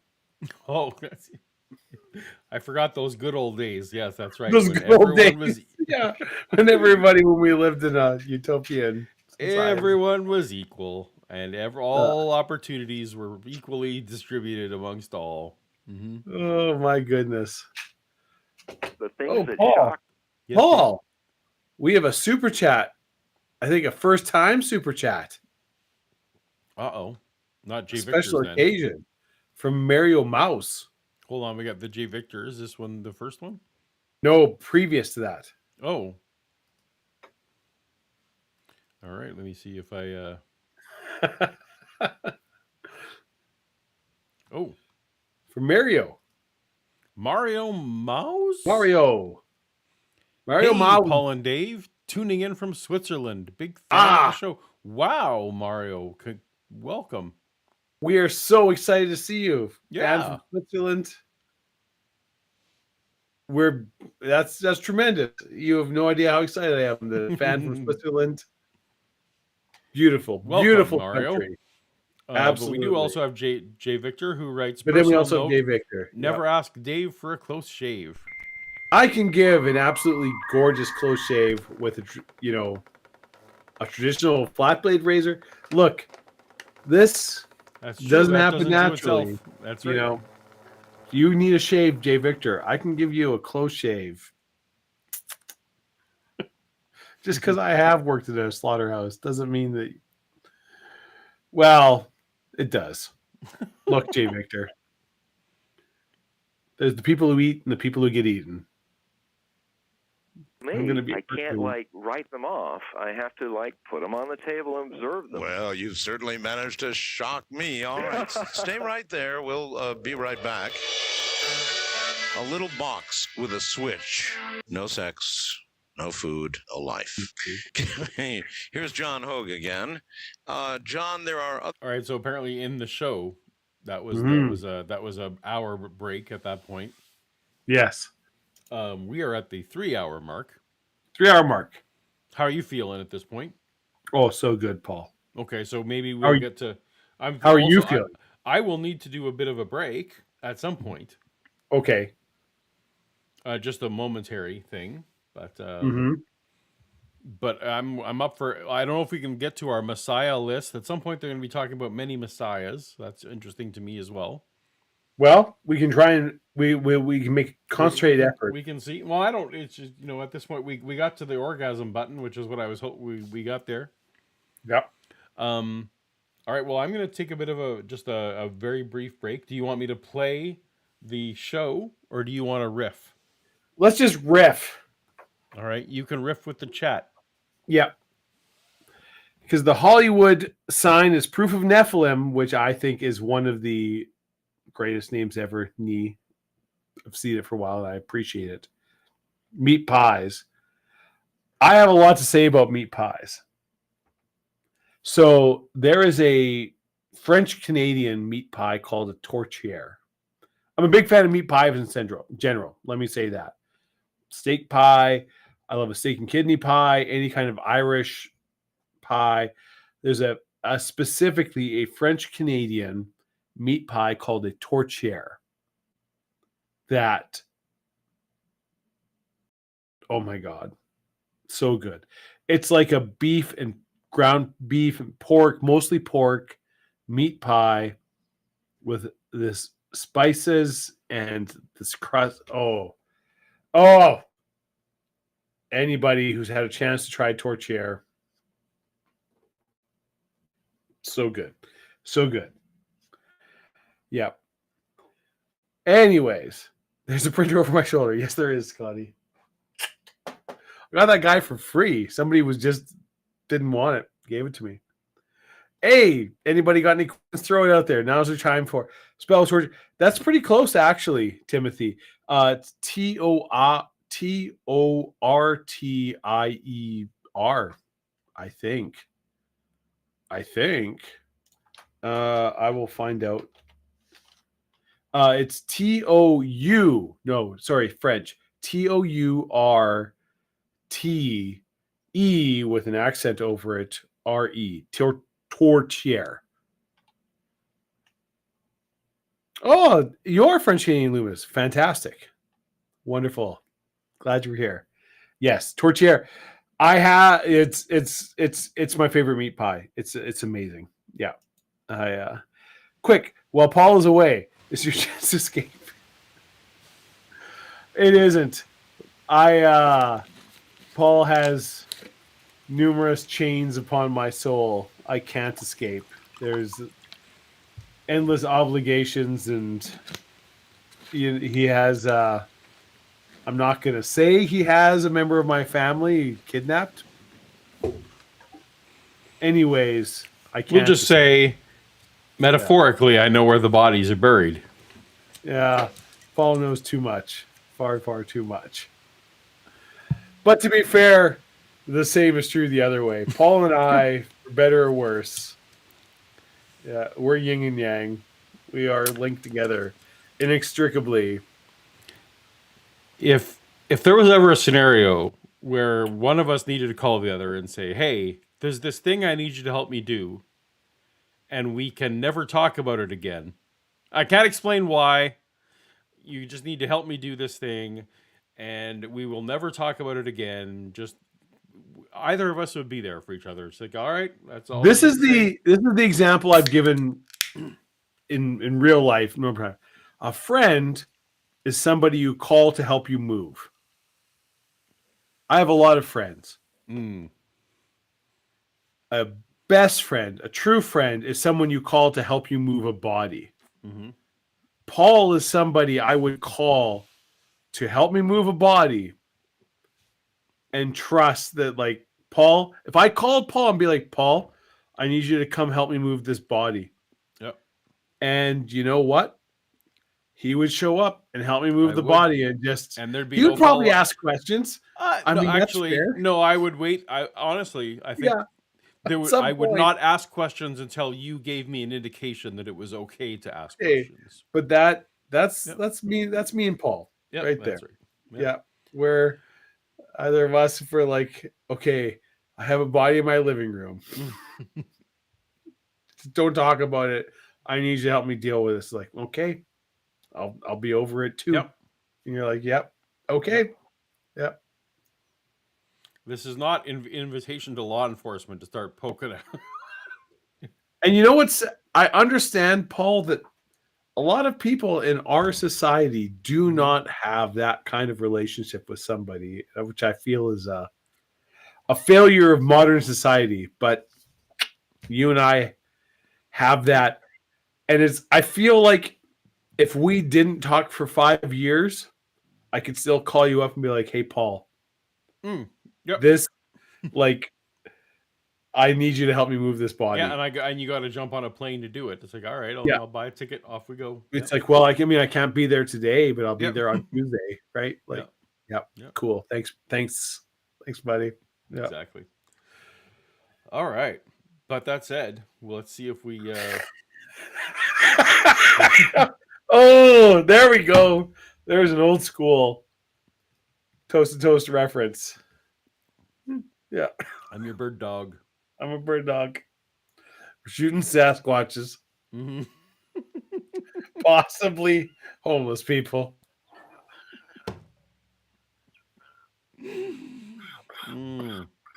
Thank you, Melly. That's a joy. So, here's the. I don't paint houses. This is the flip side of that. If Paul called me, he's like, "I need you to help me paint," I'd be like, "Well, I'll send you $200. Hire painters." Yeah. Yep. That's what I'm willing to do there. If Paul called me, is like, "There's a body in my basement, and I need you to help me get rid of it and never ask a question and never bring it up again," I would do it. If Paul's like, "I need you to help me paint my ceiling," I'd be like, "Cool. Here's $200. Help painting. Hire painters." Yep. That's what I'm willing to do for you. Yep. Absolutely. Yeah. Or some Hey, mundane. Hey, I need you to help me move this piano. Here's $200. Hire piano movers. I'm not. Please. Yeah.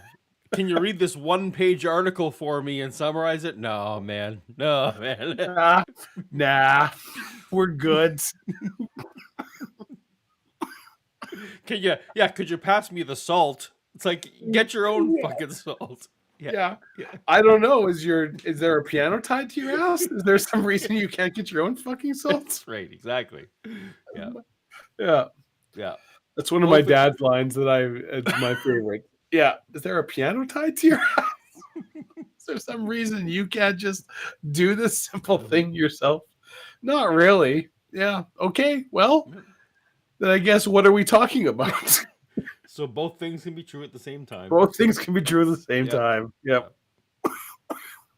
Others who have said in the far distant future, they imagine mankind to evolve to a state where we actually no longer possess, need, or have physical bodies at all. Yes, that's the age of Capricorn, that's the age that's following the age of Aquarius. You've got to stay good and close to the phone there. Yes, here I am. There you are. Yes, that's the age of Capricorn, and that could happen in 4000 AD. 4000 AD. Yeah. Oh, we just throw it. That's just picking a number out of the. No, that's science, Paul. He's done the math. Purely, I've calculated all the trajectories. I'm well aware of all the trends. You had access to a Cray supercomputer. Crunch the numbers. It's not 5,000. It's not 3,000. It's 4. It's 4,000. Capricorn. That's there are prophecies concerning that the human being, and again gets back to the idea of how if a human being is unlocked thought, the nature of thought, yes, how it may create reality, right? Then at some period of time, the whole reality of being in a body will come up as a controversy, as something to encounter. That's 4,000. That's 4,000. Now, this is just shortly now will be 2,000. Yeah. And imagine, John, if you'd been back at 1,000, trying to imagine what would be in 2,000, you could not have in a gazillion years imagined this because it would all be magic. I was talking about this prophetic. I'm maybe a prophet. You maybe are a prophet. Me and R60 I mean, beyond that, like, yes, I understand that, like 1,000 years ago, that to explain any of what we can do now, like to even explain this show, the whole premise of what we're like, people are going to sit in their living room and they're like, it's just no one's going to understand this. No. I actually just think about my dad, right, who grew up in a one-room home with no indoor, like with 7 brothers and sisters, 1-room home, indoor plumbing, no indoor plumbing. And understand, like, we were Mennonites, so we were even like further behind than like other people in general. But like cars barely a thing, whatever, right? Versus now it's like, hey, get on a video call with your grandkids across the world. Like, yeah, like we've talked about it on this. I can't remember what episode. Susie Ends. Yes, like people who I have personally, and you definitely, right, like talk to people who were born in Europe, Russia, but like pre 1900. Yep, and even like we were talking about. Their internal combustion didn't exist. It was horse-drawn. Right. Yeah. Like the life you lived was this essentially the same as a life of somebody who lived 500 years ago, 1,000 years ago, exactly. 2,000 years ago, honestly meaningful. There's not a huge difference. Some innovations in farming, plowing, scythe manufacturer, but not honestly that different. I had a history professor once who talked about how it's like we don't have photographs of the Napoleonic Wars, Franco-Prussian Wars, some of these wars, but you're like, you can look at the start of World War One. People were still doing cavalry charges with sabers at the start of World War One. Yep. And just getting gunned down by machine guns, but people were still doing it. So there are photographs. You'd be like, we kind of know what it looked like because there's photographs of people who were still doing the same thing in 1915. And 10 years later, not even 5 years later, 4 years, 3 years later, nobody was doing this anymore. But up to that point, it was like, yep, this is the way they're fighting on horseback with swords in 1912 is pretty much the same as what they're doing on horseback with swords in 1816, 1500. Yeah, and just within the last 100 years, there is literally no precedent in human history for what has happened and how quickly we have. I know, right? Yeah. This. Yeah. So yeah, forget that 1,000 years. It's like even the last 100 years, we're just going crazy. So yeah. I guess I'm agreeing with. You're absolutely. That's exactly it, Braincramp. And my grandma and Paul's grandma, the exact same thing. Like, I can't imagine for these people you're going from literally electricity doesn't really exist in a meaningful way, and you're hand clearing farmland and plowing with oxen, and you have an outhouse because there's indoor plumbing goddamn doesn't exist, much less anything else, to the world we have now. Right. And I can't imagine what that's like. And just seeing the things that society is concerned about versus what society was concerned about when you were a child to now, and the differences. Right. And I feel sometimes like, well, kids, they'll never. When I grew up, there was no internet, and so these kids can't even imagine it. But yeah. That jump from no internet to internet is nothing compared to no electricity to electricity. Yeah, no electricity. No cars to cars. No telecommunications of any kind. Yep. Telecommunications. Penicillin didn't really exist until World War II. So any kind of bacterial infection you got, it's like, man, you're probably going to have to amputate whatever this is. Because, and hopefully that clears it, because if it gets into your chest, well, sorry, you just die. Yeah. And you just die. That's the end of it. Thanks for showing up. Right. Yeah. This is way too personal, whatever. But I woke up this morning and so sometimes about my situation, Dave. So sometimes my arm feels like it's not my arm. Yeah. And it feels like I just want to tear it off. And I just stared at my arm this morning when I woke up, and I'm like, if I'd have been born 10 years sooner, they wouldn't have bothered. They just wouldn't have bothered. It's just like, we're just cutting it. We're just even see. Not even 10. Yeah, not even 10. They were 5 just years. It's just like, oh, we're just gonna, just to see if that helps, we're just gonna cut it off. It's like, okay. No, instead the Canadian government paid a shit ton of money to try to put me back together again for no good reason. Yeah. But you're right. 10 years previous to that, it doesn't matter how much money they wanted to pay like that. Right. Yeah, it doesn't matter. Yeah.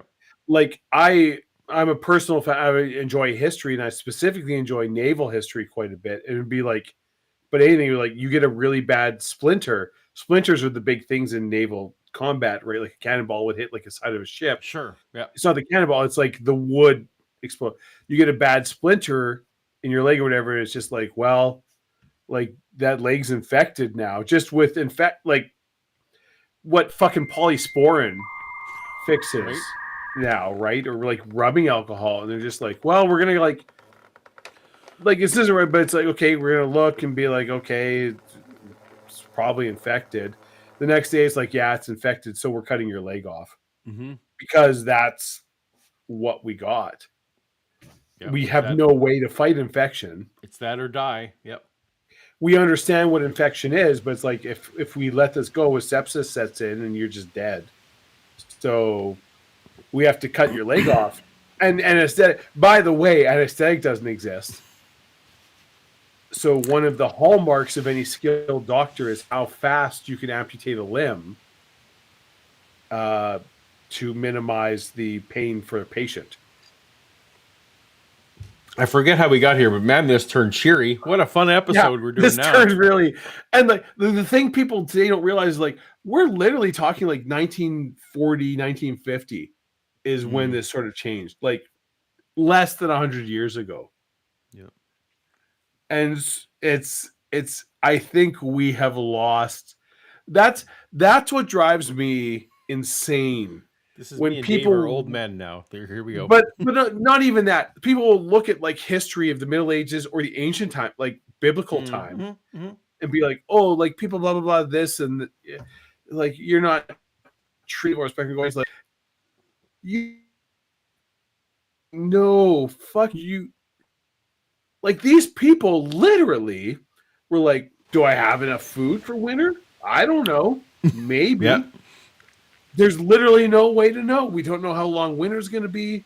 Maybe it's not great. We can't get food from anywhere else. Refrigeration doesn't exist. So we're just all really hoping we survive till January, February. And a bunch, some of us won't.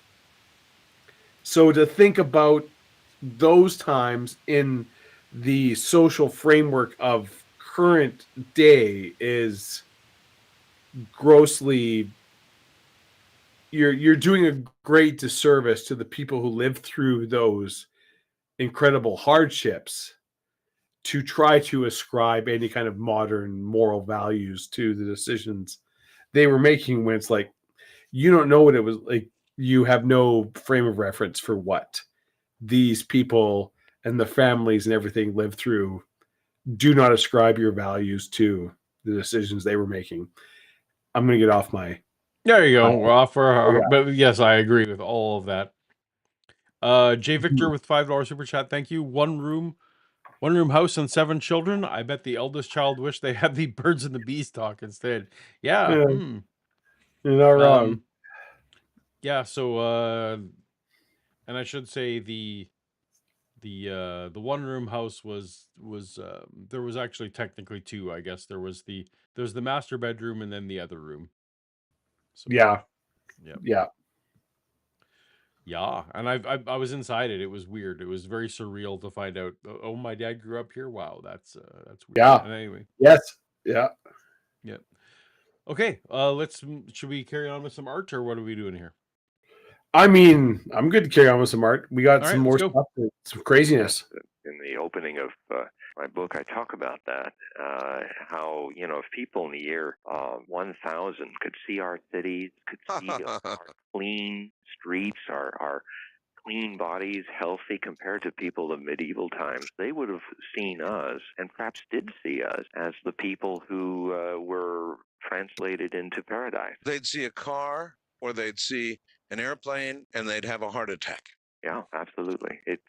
And that's the wonderful thing about studying prophecy for me, is trying to get into the heads of people to see their perception of tomorrow and how that changes. I mean, in Nostradamus, The Complete Prophecies, I finally had enough room in a book of 1,000 pages to look at how you take famous quatrains of Nostradamus and you look at how the people in the 17th century saw it, the 18th, 19th, 20th.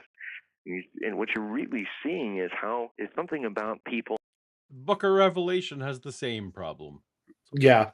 From the past. Often when you're looking at the future. The future is a mirror to reflect where people are at in their past. Sure. And why should it stop with our time? I'm sure there are so many things that we can't even imagine that would be amazing. For instance, I think in 50 to 100 years, we were going to find what causes the degradation of cells on the genetic level. What that means is that people are 80 years old. Yes. In You're 7 found years' that time. now. They kind of, But, I mean, they have kind of identified it. They can't stop it. No, can't stop it, but they at least know the mechanism of what. Is it telomeres? I forget. Yeah. Yeah. Is that the telomeres, whatever? But yes, there's the whatever the tail, essentially the tail of like the DNA that corrodes is it the more you reproduce. Tell me, Paul. Yes, sir. Speaking of old times going, this is a conversation I had this week, actually. What's the lowest price you remember paying for a movie? Like you personally. For a movie? Yeah. $2. So, okay. So for me, it's $2.50. Okay. Which was half. So general movies were $5 is the old, like, that I remember personally paying. But if you went to a matinee or a Tuesday night showing, it was $2.50. It was half the price of the $5 movie. Yeah. I think, so that was like a special occasion, obviously, right? Like that was the cheapest I remember as a general admission was when I saw Star Wars, which was one of the first movies I ever saw in a theater, was $3.25, and that was like prime time. That was like the height of like Friday. You're just like no discount, whatever. $3.25, like that was. But I have paid $2 with whatever that was, obviously on a like off day or whatever. Right, so. Yeah. I remember my dad telling me when he was growing up. This would be in the 40s and 50s. He would skip school, and you would go find empty glass bottles, Coke bottles, beer bottles, whatever. Yeah. And if you found 4 bottles, that would get you 10 cents, which would be enough to see a matinee. So they would skip a day of school, go. This was in Medicine Hat, Alberta, and they would like trawl the railroad tracks, whatever, find bottles. If you got 4 bottles and took them into the depot, you'd get 10 cents. And you can go see an afternoon matinee, and you'd see the Flash Gordon serial. So every week they try to go to see the new Flash Gordon serial, and then whatever movie. And it would be like me and my 3 friends in the theater who all skip school together, and then a bunch of migrant Chinese workers who were trying to learn English, who were there in the afternoon checking whatever matinee was to pick up as much English as they possibly could. And about once a week or 2 weeks, he said we would skip school. We'd do that. You'd go in the morning, find glass bottles, take them in. You've got 4 glass bottles, that'd be enough. And then you could go watch the matinee, and it'd be a feature or a double feature. If you were really lucky, you'd get two movies, for your 10 cents. I will say this last couple of years, like in the COVID era of life, where inflation has gone insane. I know there's been inflation bumps in my lifetime, but this is the one that's really striking me is, you know what? Like the absolute price on something just means so little to me right now. I'm evaluating the price of chicken breast based on like what I make in a month. Versus how much is on there, right? Because that's not even I've lost numbness for the fact that gas used to be 15 cents a liter, and then I don't know, I should translate this into gallons for Americans, but whatever, right? Like it's like no, because some of the things were equally expensive versus how much a person made in a month.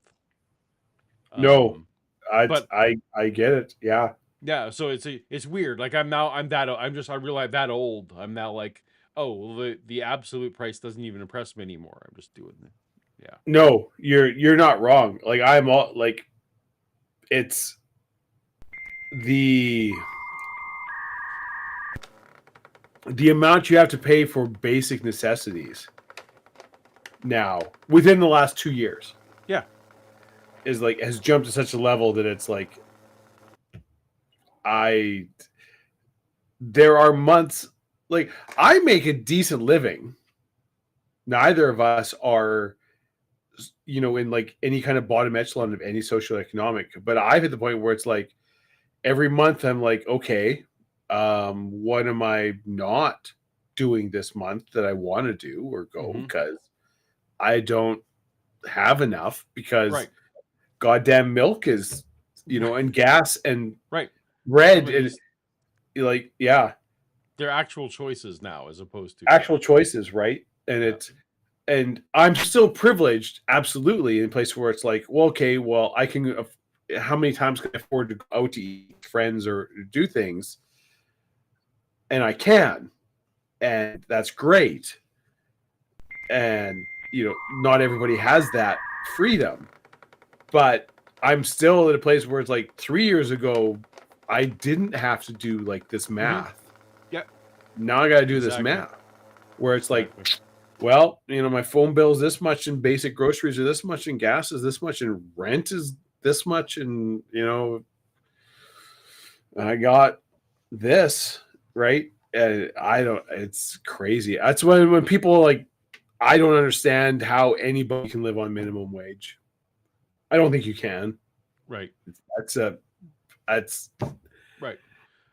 Yeah. So I'm less concerned about like, you want to throw out a house. Well, the house price was this versus now, whatever. But it's more like what percentage of your income was it? So anyway. Yes. Yeah, absolutely. That's the metric I use. Like, whenever you look at anything, what's this versus average GDP, right? And yeah. All right. Rather than old man rambling, we have some super chats. Anyways, kids today keep fucking sending my lawn. Answers in Gojira. Answers in Gojira. Wants to know, Paul, tell the people how turtles are the best tetrapod. Yeah, Paul. Turtles are indeed the best tetrapod because they can learn ninja skills and can fight the shredder. Can you tell me 3 other tetrapods? Well, isn't tetrapod Paul? Just a four? I don't know. I don't have a goddamn clue what a tetrapod is. I'm putting this on you. You brought it up. I didn't bring it up, but I think that tetrapod. Well, I'm going to look it up. No! You were very confident. The turtles are the best. I'm just agreeing with this. I'm just agreeing with the person who gives us the money. Well, I can certainly get on board with that. Yeah, it's just I was right. It's just a 4-legged creature. I was right. Yeah. So dogs and humans. So you're saying turtles are the best tetrapod. You're agreeing. I was with DM. So that what he was saying was, for example, he was saying, tell people why they are the best is me giving, if I was advocating for that position, if someone paid me to be a turtle lobbyist. Yeah, and DM just did. Yeah, then I was just being, because you could. You know what? I don't know what chat could be. The next super chat could be, tell me why manatees are the best tetrapod. And I don't know what depresses me more, Paul. Yes. Is it that everybody's for sale, or that the price is $2 goddamn dollars? That's what it takes. I didn't take this as, he wasn't trying to make me sell my soul and say, but he was like, because Dave, as an intellectual exercise, you could say, Dave, as a purely intellectual exercise, take a position counter to your own. Okay. And you absolutely can do it. Nope. You can.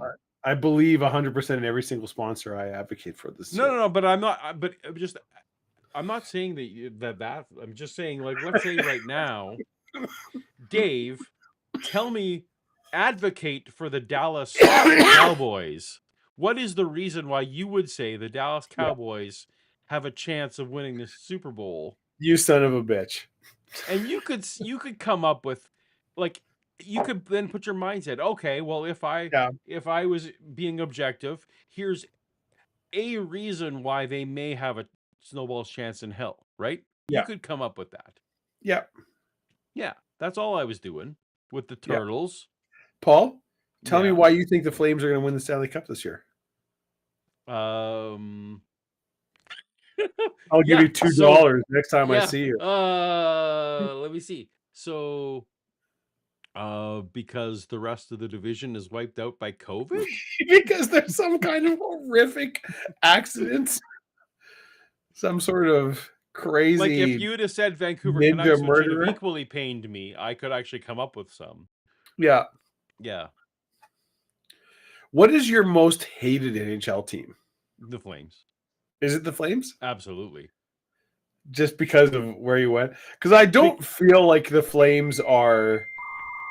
I mean, in the 80s, there was like a more.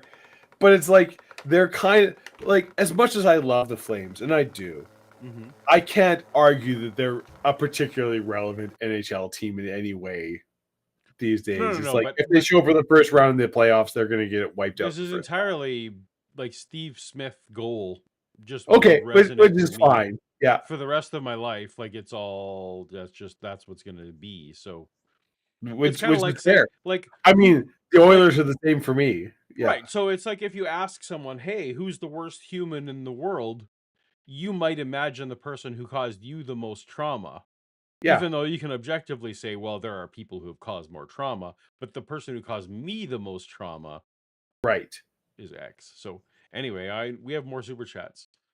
Jay Victor, truancy was never that much fun again. I don't understand what that's relation to, but thank you, let's Jay get into the. I assume he's talking about my dad. Oh, okay. Yeah. Yes. Yeah, the story I was talking about. And then do we have another one? I think we do. Did you ever skip school, Paul? Did I what? Ever skip school? No, I literally. Well, no. Until university. Well, actually, until high school. Okay. But it was. Is it really skipping if the teachers literally tell you it's fine? No, that's not skipping. Okay, so then no, then it was not till university. Yeah. For me, I was grade editor. 12 of grade 12 this isn't even a thing that exists. I don't know if it matters anymore. But like, I was the editor of the yearbook, and there was often times where the teachers would just say, I mean, I'm pretty sure yearbooks still exist. Yeah. No, but it's not in. I guess like we were literally in the darkroom developing film, and it was a whole rigmarole without computers. Yes. And I literally had teachers that just, if you ever need to just not come to class because of yearbook, we're just going to assume it's for yearbook reasons. They would just say I had the same freedom for the same reasons. Yeah. So different high school though. Yeah. And sometimes, I would, maybe the yearbook wasn't as didn't need me as badly as I may have imagined, but it was just a blanket. We're going to assume you're fine. Fun fact. Paul's dad was my high school principal. That's true. Yeah. That's true. Yeah. Scotty Orange writes, what do you think Art would think about the conspiracy theories of today? He would think they're delicious. Yeah. Although I honestly think Art would not be on board with a lot of the conspiracy theories today. So some of them, your QAnon, like anything in the QAnon class. Yeah, he would not be down with that. He would not be down with any of the vaccine stuff. Right, because he was more interested in the stuff that was actually more innocuous to day-to-day life. Well, here's the things that Art legitimately believed in. Art believed in aliens and UFOs. Art did believe in ghosts. That's pretty much it in terms of like things that would impact daily life. He did not actually believe in like chemtrails or, he did think the government was corrupt and had shit going on that they weren't telling people about. But it's like everybody honestly believes that. Like that's pretty. Like he absolutely would have had on his show Flat Earthers. He totally would have. Oh yeah. He would not have had. He wouldn't have had anti-vaxxers on his show. I don't think he might have, but he probably would have pushed back on him. I don't think Art would have been down with that at all. Yeah. And he wouldn't have had QAnon, Pizzagate type stuff. No. Like that kind of shenanigans he would not have been on board with. At least that's how I think he would have interpreted what's happening modern day. Yeah. All right, Dave. Well, we are coming up on nearly the top of the hour, and I think that's going to be the end of the show when we get that. Yeah. Do we want to listen to a few more minutes, or do we want to wrap it up? Well, let's listen to a few more minutes. Just a few more minutes. Okay, I'll keep my mouth. And then be able to remain 21, right? Yes. And now, the old adage, the old adage, if I only had the body of a 21-year-old, now do I have the wisdom of 80 years? Well, they usually don't mean that in a particularly spiritual manner, but yes. Yes. And I often think, though, if we had the raging hormones of being 18 again, I don't know where that wisdom would go. Oh, I do.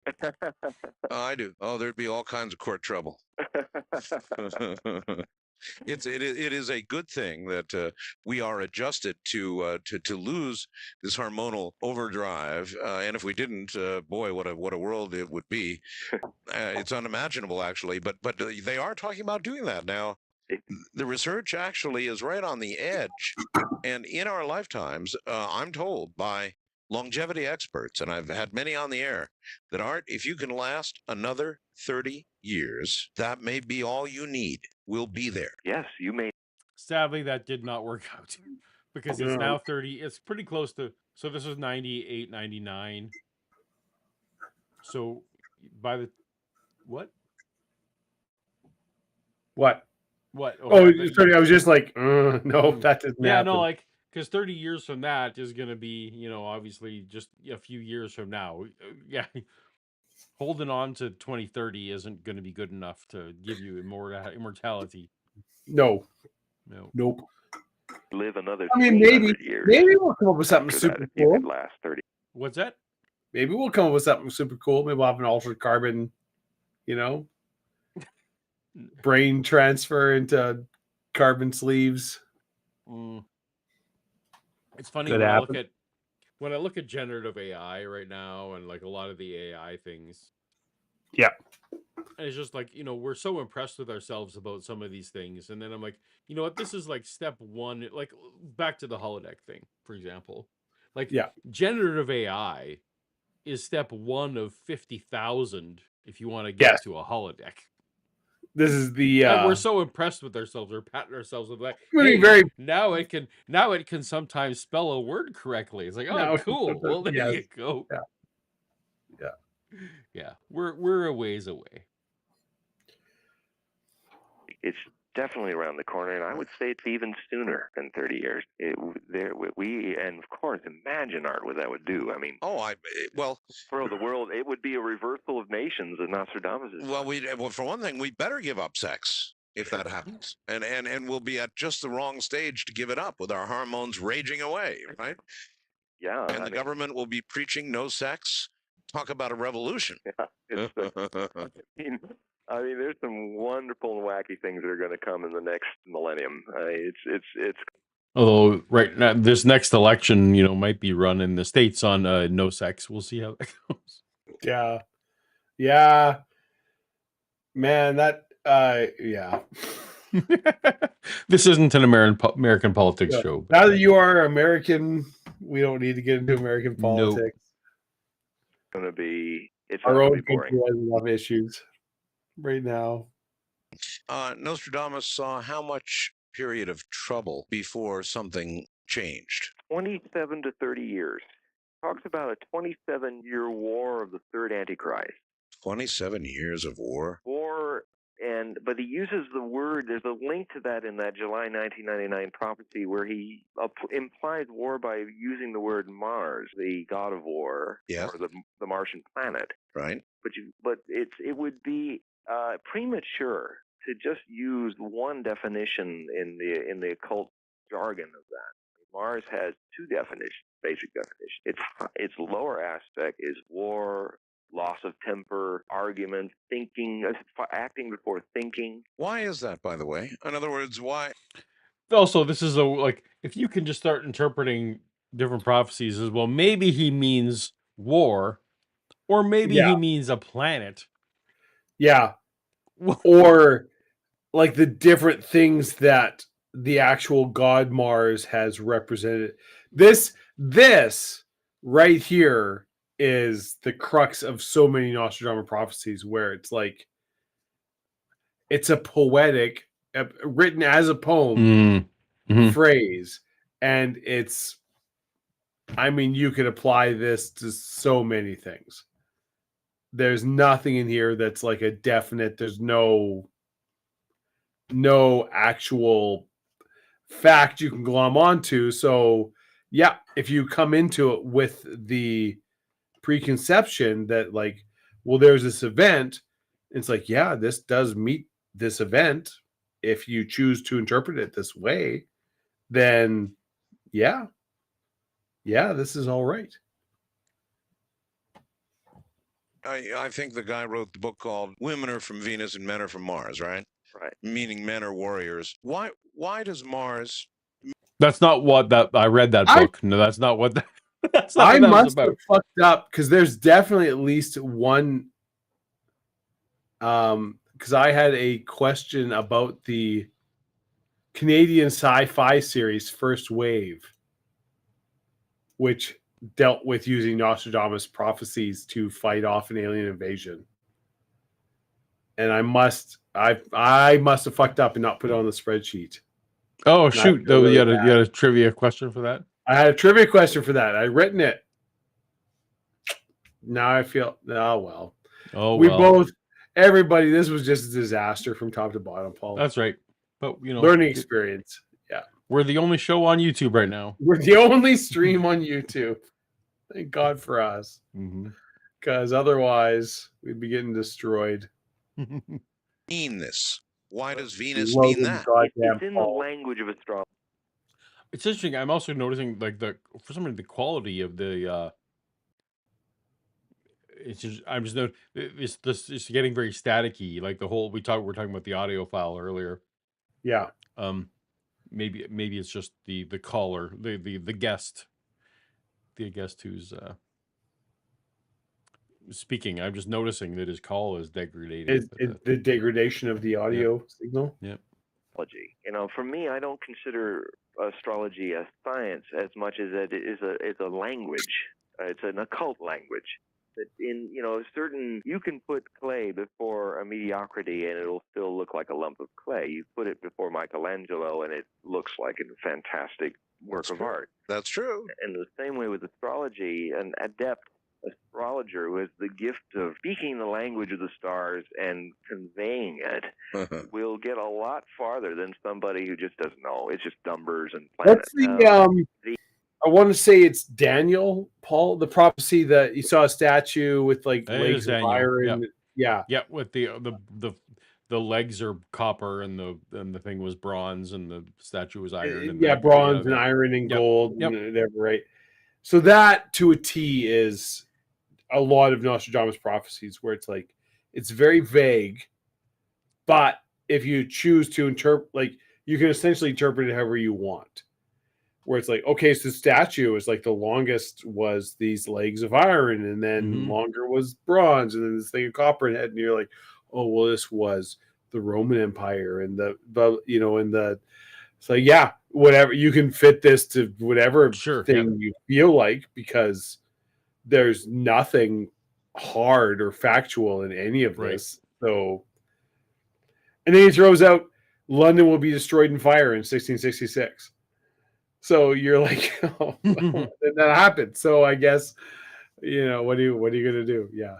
But the vast majority of his prophecies are, you know, like there's a big 9/11 one that's like a giant tower falls to 45 degrees. Right. Something, I can't remember, whatever. And people are like, well, that's 9/11. It's like, is it? Like, I guess if you kind of close one of your eyes and sort of have a couple drinks, yeah, that looks like that, but not really. He talks about a tower falling to 45 degrees, not two towers being knocked down by planes. So, I don't know. Sure. Yeah. But the vast majority of his prophecies are, you know, like the there's a big 9/11 one that's like a giant tower falls to 45 degrees. Something, I can't remember, whatever. And people are like, well, that's 9/11. It's like, is it? Like, I guess if you kind of close one of your eyes and sort of have a couple drinks, yeah, that looks like that, but not really. He talks about a tower falling to 45 degrees, not two towers being knocked down by planes. So what are you gonna do? Yeah. All right. Well, I think we're not going to be able to reach, and even if we do, we won't be able to savor it and enjoy it. The Messiah list. So that'll be for either we'll miss that one or it'll be for a future episode. Yeah, we're gonna call it good. I think I think I want to wrap up at the top of the hour here. But Dave, yeah, did you have a specific joke for tonight? Paul, I've got a joke for you tonight. Oh, you've got one for me. All right. I've got a joke that's perfect for you. Well, let's go. There are two businessmen, Paul. Yes, Dave. Who are incredibly successful in life. And they have done very well. They've amassed huge fortunes, but they did it through less than scrupulous means. They cheat on taxes. They strong-armed their competition, forced people through not technically legal means to sign contracts that they really shouldn't have. They basically did all of the stereotypical things that you would expect of a greedy, avaricious capitalism, all the worst aspects of it. But they amassed tremendous personal fortunes, mostly through the resource industry. Oh, okay. Oil and gas. But because of the actions they partook in forcing people to give up land rights and in forcing natives to sign deals they really shouldn't have, and all these things, they when they died, well, they were sent, Paul, straight to hell. Okay. And sure enough, shortly after they arrived, Satan himself, Lucifer, the morning star, decides he's going to go check out these two new inmates in hell. Make sure they're suitably punished for their crimes. Okay. So Satan goes to the cell that these two businessmen are being held in to make sure they're suffering. They're not suffering. They're playing cards. They're laughing. They're having a good time. Satan's like, what the hell's going on here? You're supposed to be suffering. They're like, you kidding me? This fire, this heat? We're Canadian. Do you understand the winters we have lived through? You might know this joke already. This is literally the joke I was going to tell you, but carry on. Okay. And they say, this is fine. This fire, eternal fire, we will take this every day of every week of every month for eternity. After living through 70 plus years of Canadian winters, there is literally no heat too hot. And Satan's like, oh yeah, is that right? I'm the morning star. I've been here since the dawn of time. We'll see about that. So Satan goes back to the main control room of hell. He finds the big thermostat. He turns it all the way up to the top, and he goes to see how these two Canadian businessmen are doing. As he's walking there, the damned, Paul, the souls in hell, beg Satan, plead with him. Satan, Lucifer, Morningstar, please, please turn the heat back to where it was yesterday. This is too much. We're burning. We're melting. We understand we're here being punished, but come on. There has to be a limit. Satan ignores them, carries on, walks through. He doesn't care. He goes and finds the room with the Canadians in. They're barbecuing. They're sitting there in shorts and flip-flops, laughing, telling jokes, barbecuing. It's like, what the? You're not supposed to be enjoying this. And they're like, we told you. There is no such thing as too hot. We've both lived through 70 plus years of Canadian winters. You have no idea what that's like. There is literally no heat that's too hot. We will take this over what we had to suffer in life any day. Satan's like, okay, well, you asked for it, smart boys. You're going to get it. You fucked around, you're going to find out. So he goes back to the control room of hell. Thermostat's already cranked all the way up. So he's like, don't like cold? Let's see how you like this. Cranks it all the way down. The bottom of the thermostat. Low as it'll go. Goes walking back to see how these Canadians like this. As he's walking, the souls of the damned are begging him again. Satan, what are you doing? Lucifer. There's ice forming in our joints. Ice forming on our eyes, in our mouth. Can't breathe, can't move. Everything causes pain. My skin is cracking and burning me.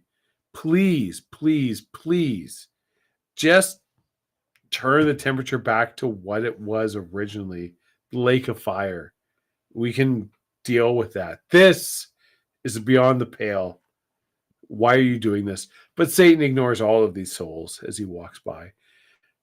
So he goes and he finds the Canadians in the room, expecting them to be weeping, moaning, the lamentations, Paul, as they finally have to experience winter. Delicious. This is going to be delicious. Yeah, it's great. What he finds shocks him. They're laughing, they're dancing, they're jumping up and down with joy. He says, what's going on here? They say, well, the Oilers just won the Stanley Cup.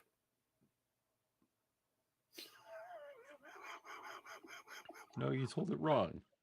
I told her wrong, eh?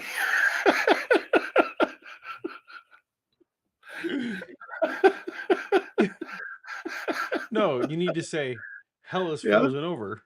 Hell is frozen over. That means the Oilers have won the cup. Although the joke, the way I know it is, the Leafs have won the cup. The way I heard originally too was the Leafs have won the cup. Yes, but I thought for you personally, I would add the. Well, in my lifetime, they've won many cups. Yeah, many more than even the Flames. Not for quite a while.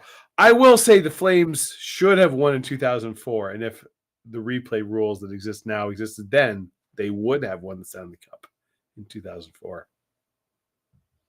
Because there was a goal. Oilers should have won in 2006. So, it's all yeah, well, we both would have another Stanley Cup.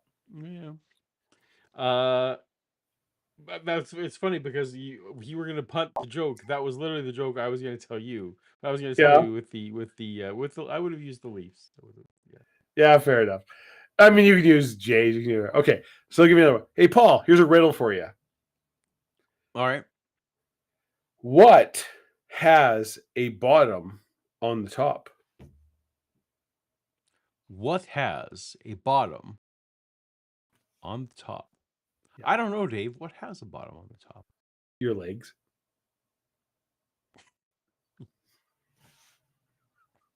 Thank you, Smeagol. There you go. All right. Well, thank you, everyone. Did we miss any super chats? I'm guessing we didn't. We didn't. We haven't. Right. Very good. Well, thank you, everyone, for hanging out with us again. We enjoy these time with you. You guys make this. Dave and I could just hang out on our own. We don't. If we didn't value everyone, then we absolutely So thank you, everyone, for hanging with us. For talking about the orgasm button, and we never did get to our. We never did get to the list of messiahs, but that's all right. Because this was. I know you really wanted to list the messiahs. Journey. No. The journey is the reward. The journey is the reward. And the messiahs are the friends you made along the way. Yeah, Egypt was the real treasure along the way. Yes, that's right. Okay. Well, thank you, everyone. Good night. And we will see. Oh, I need to find where in the world. There we go. You don't know. The stream. I need to end the stream. I can end a trivia game by accident, but you think I can end a stream? You can end a stream on purpose. No. Good night, everyone. Later. And that's the end of our show.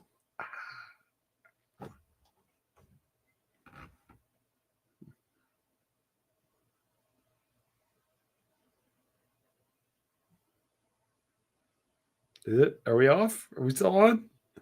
You don't know? No, there we go. I have to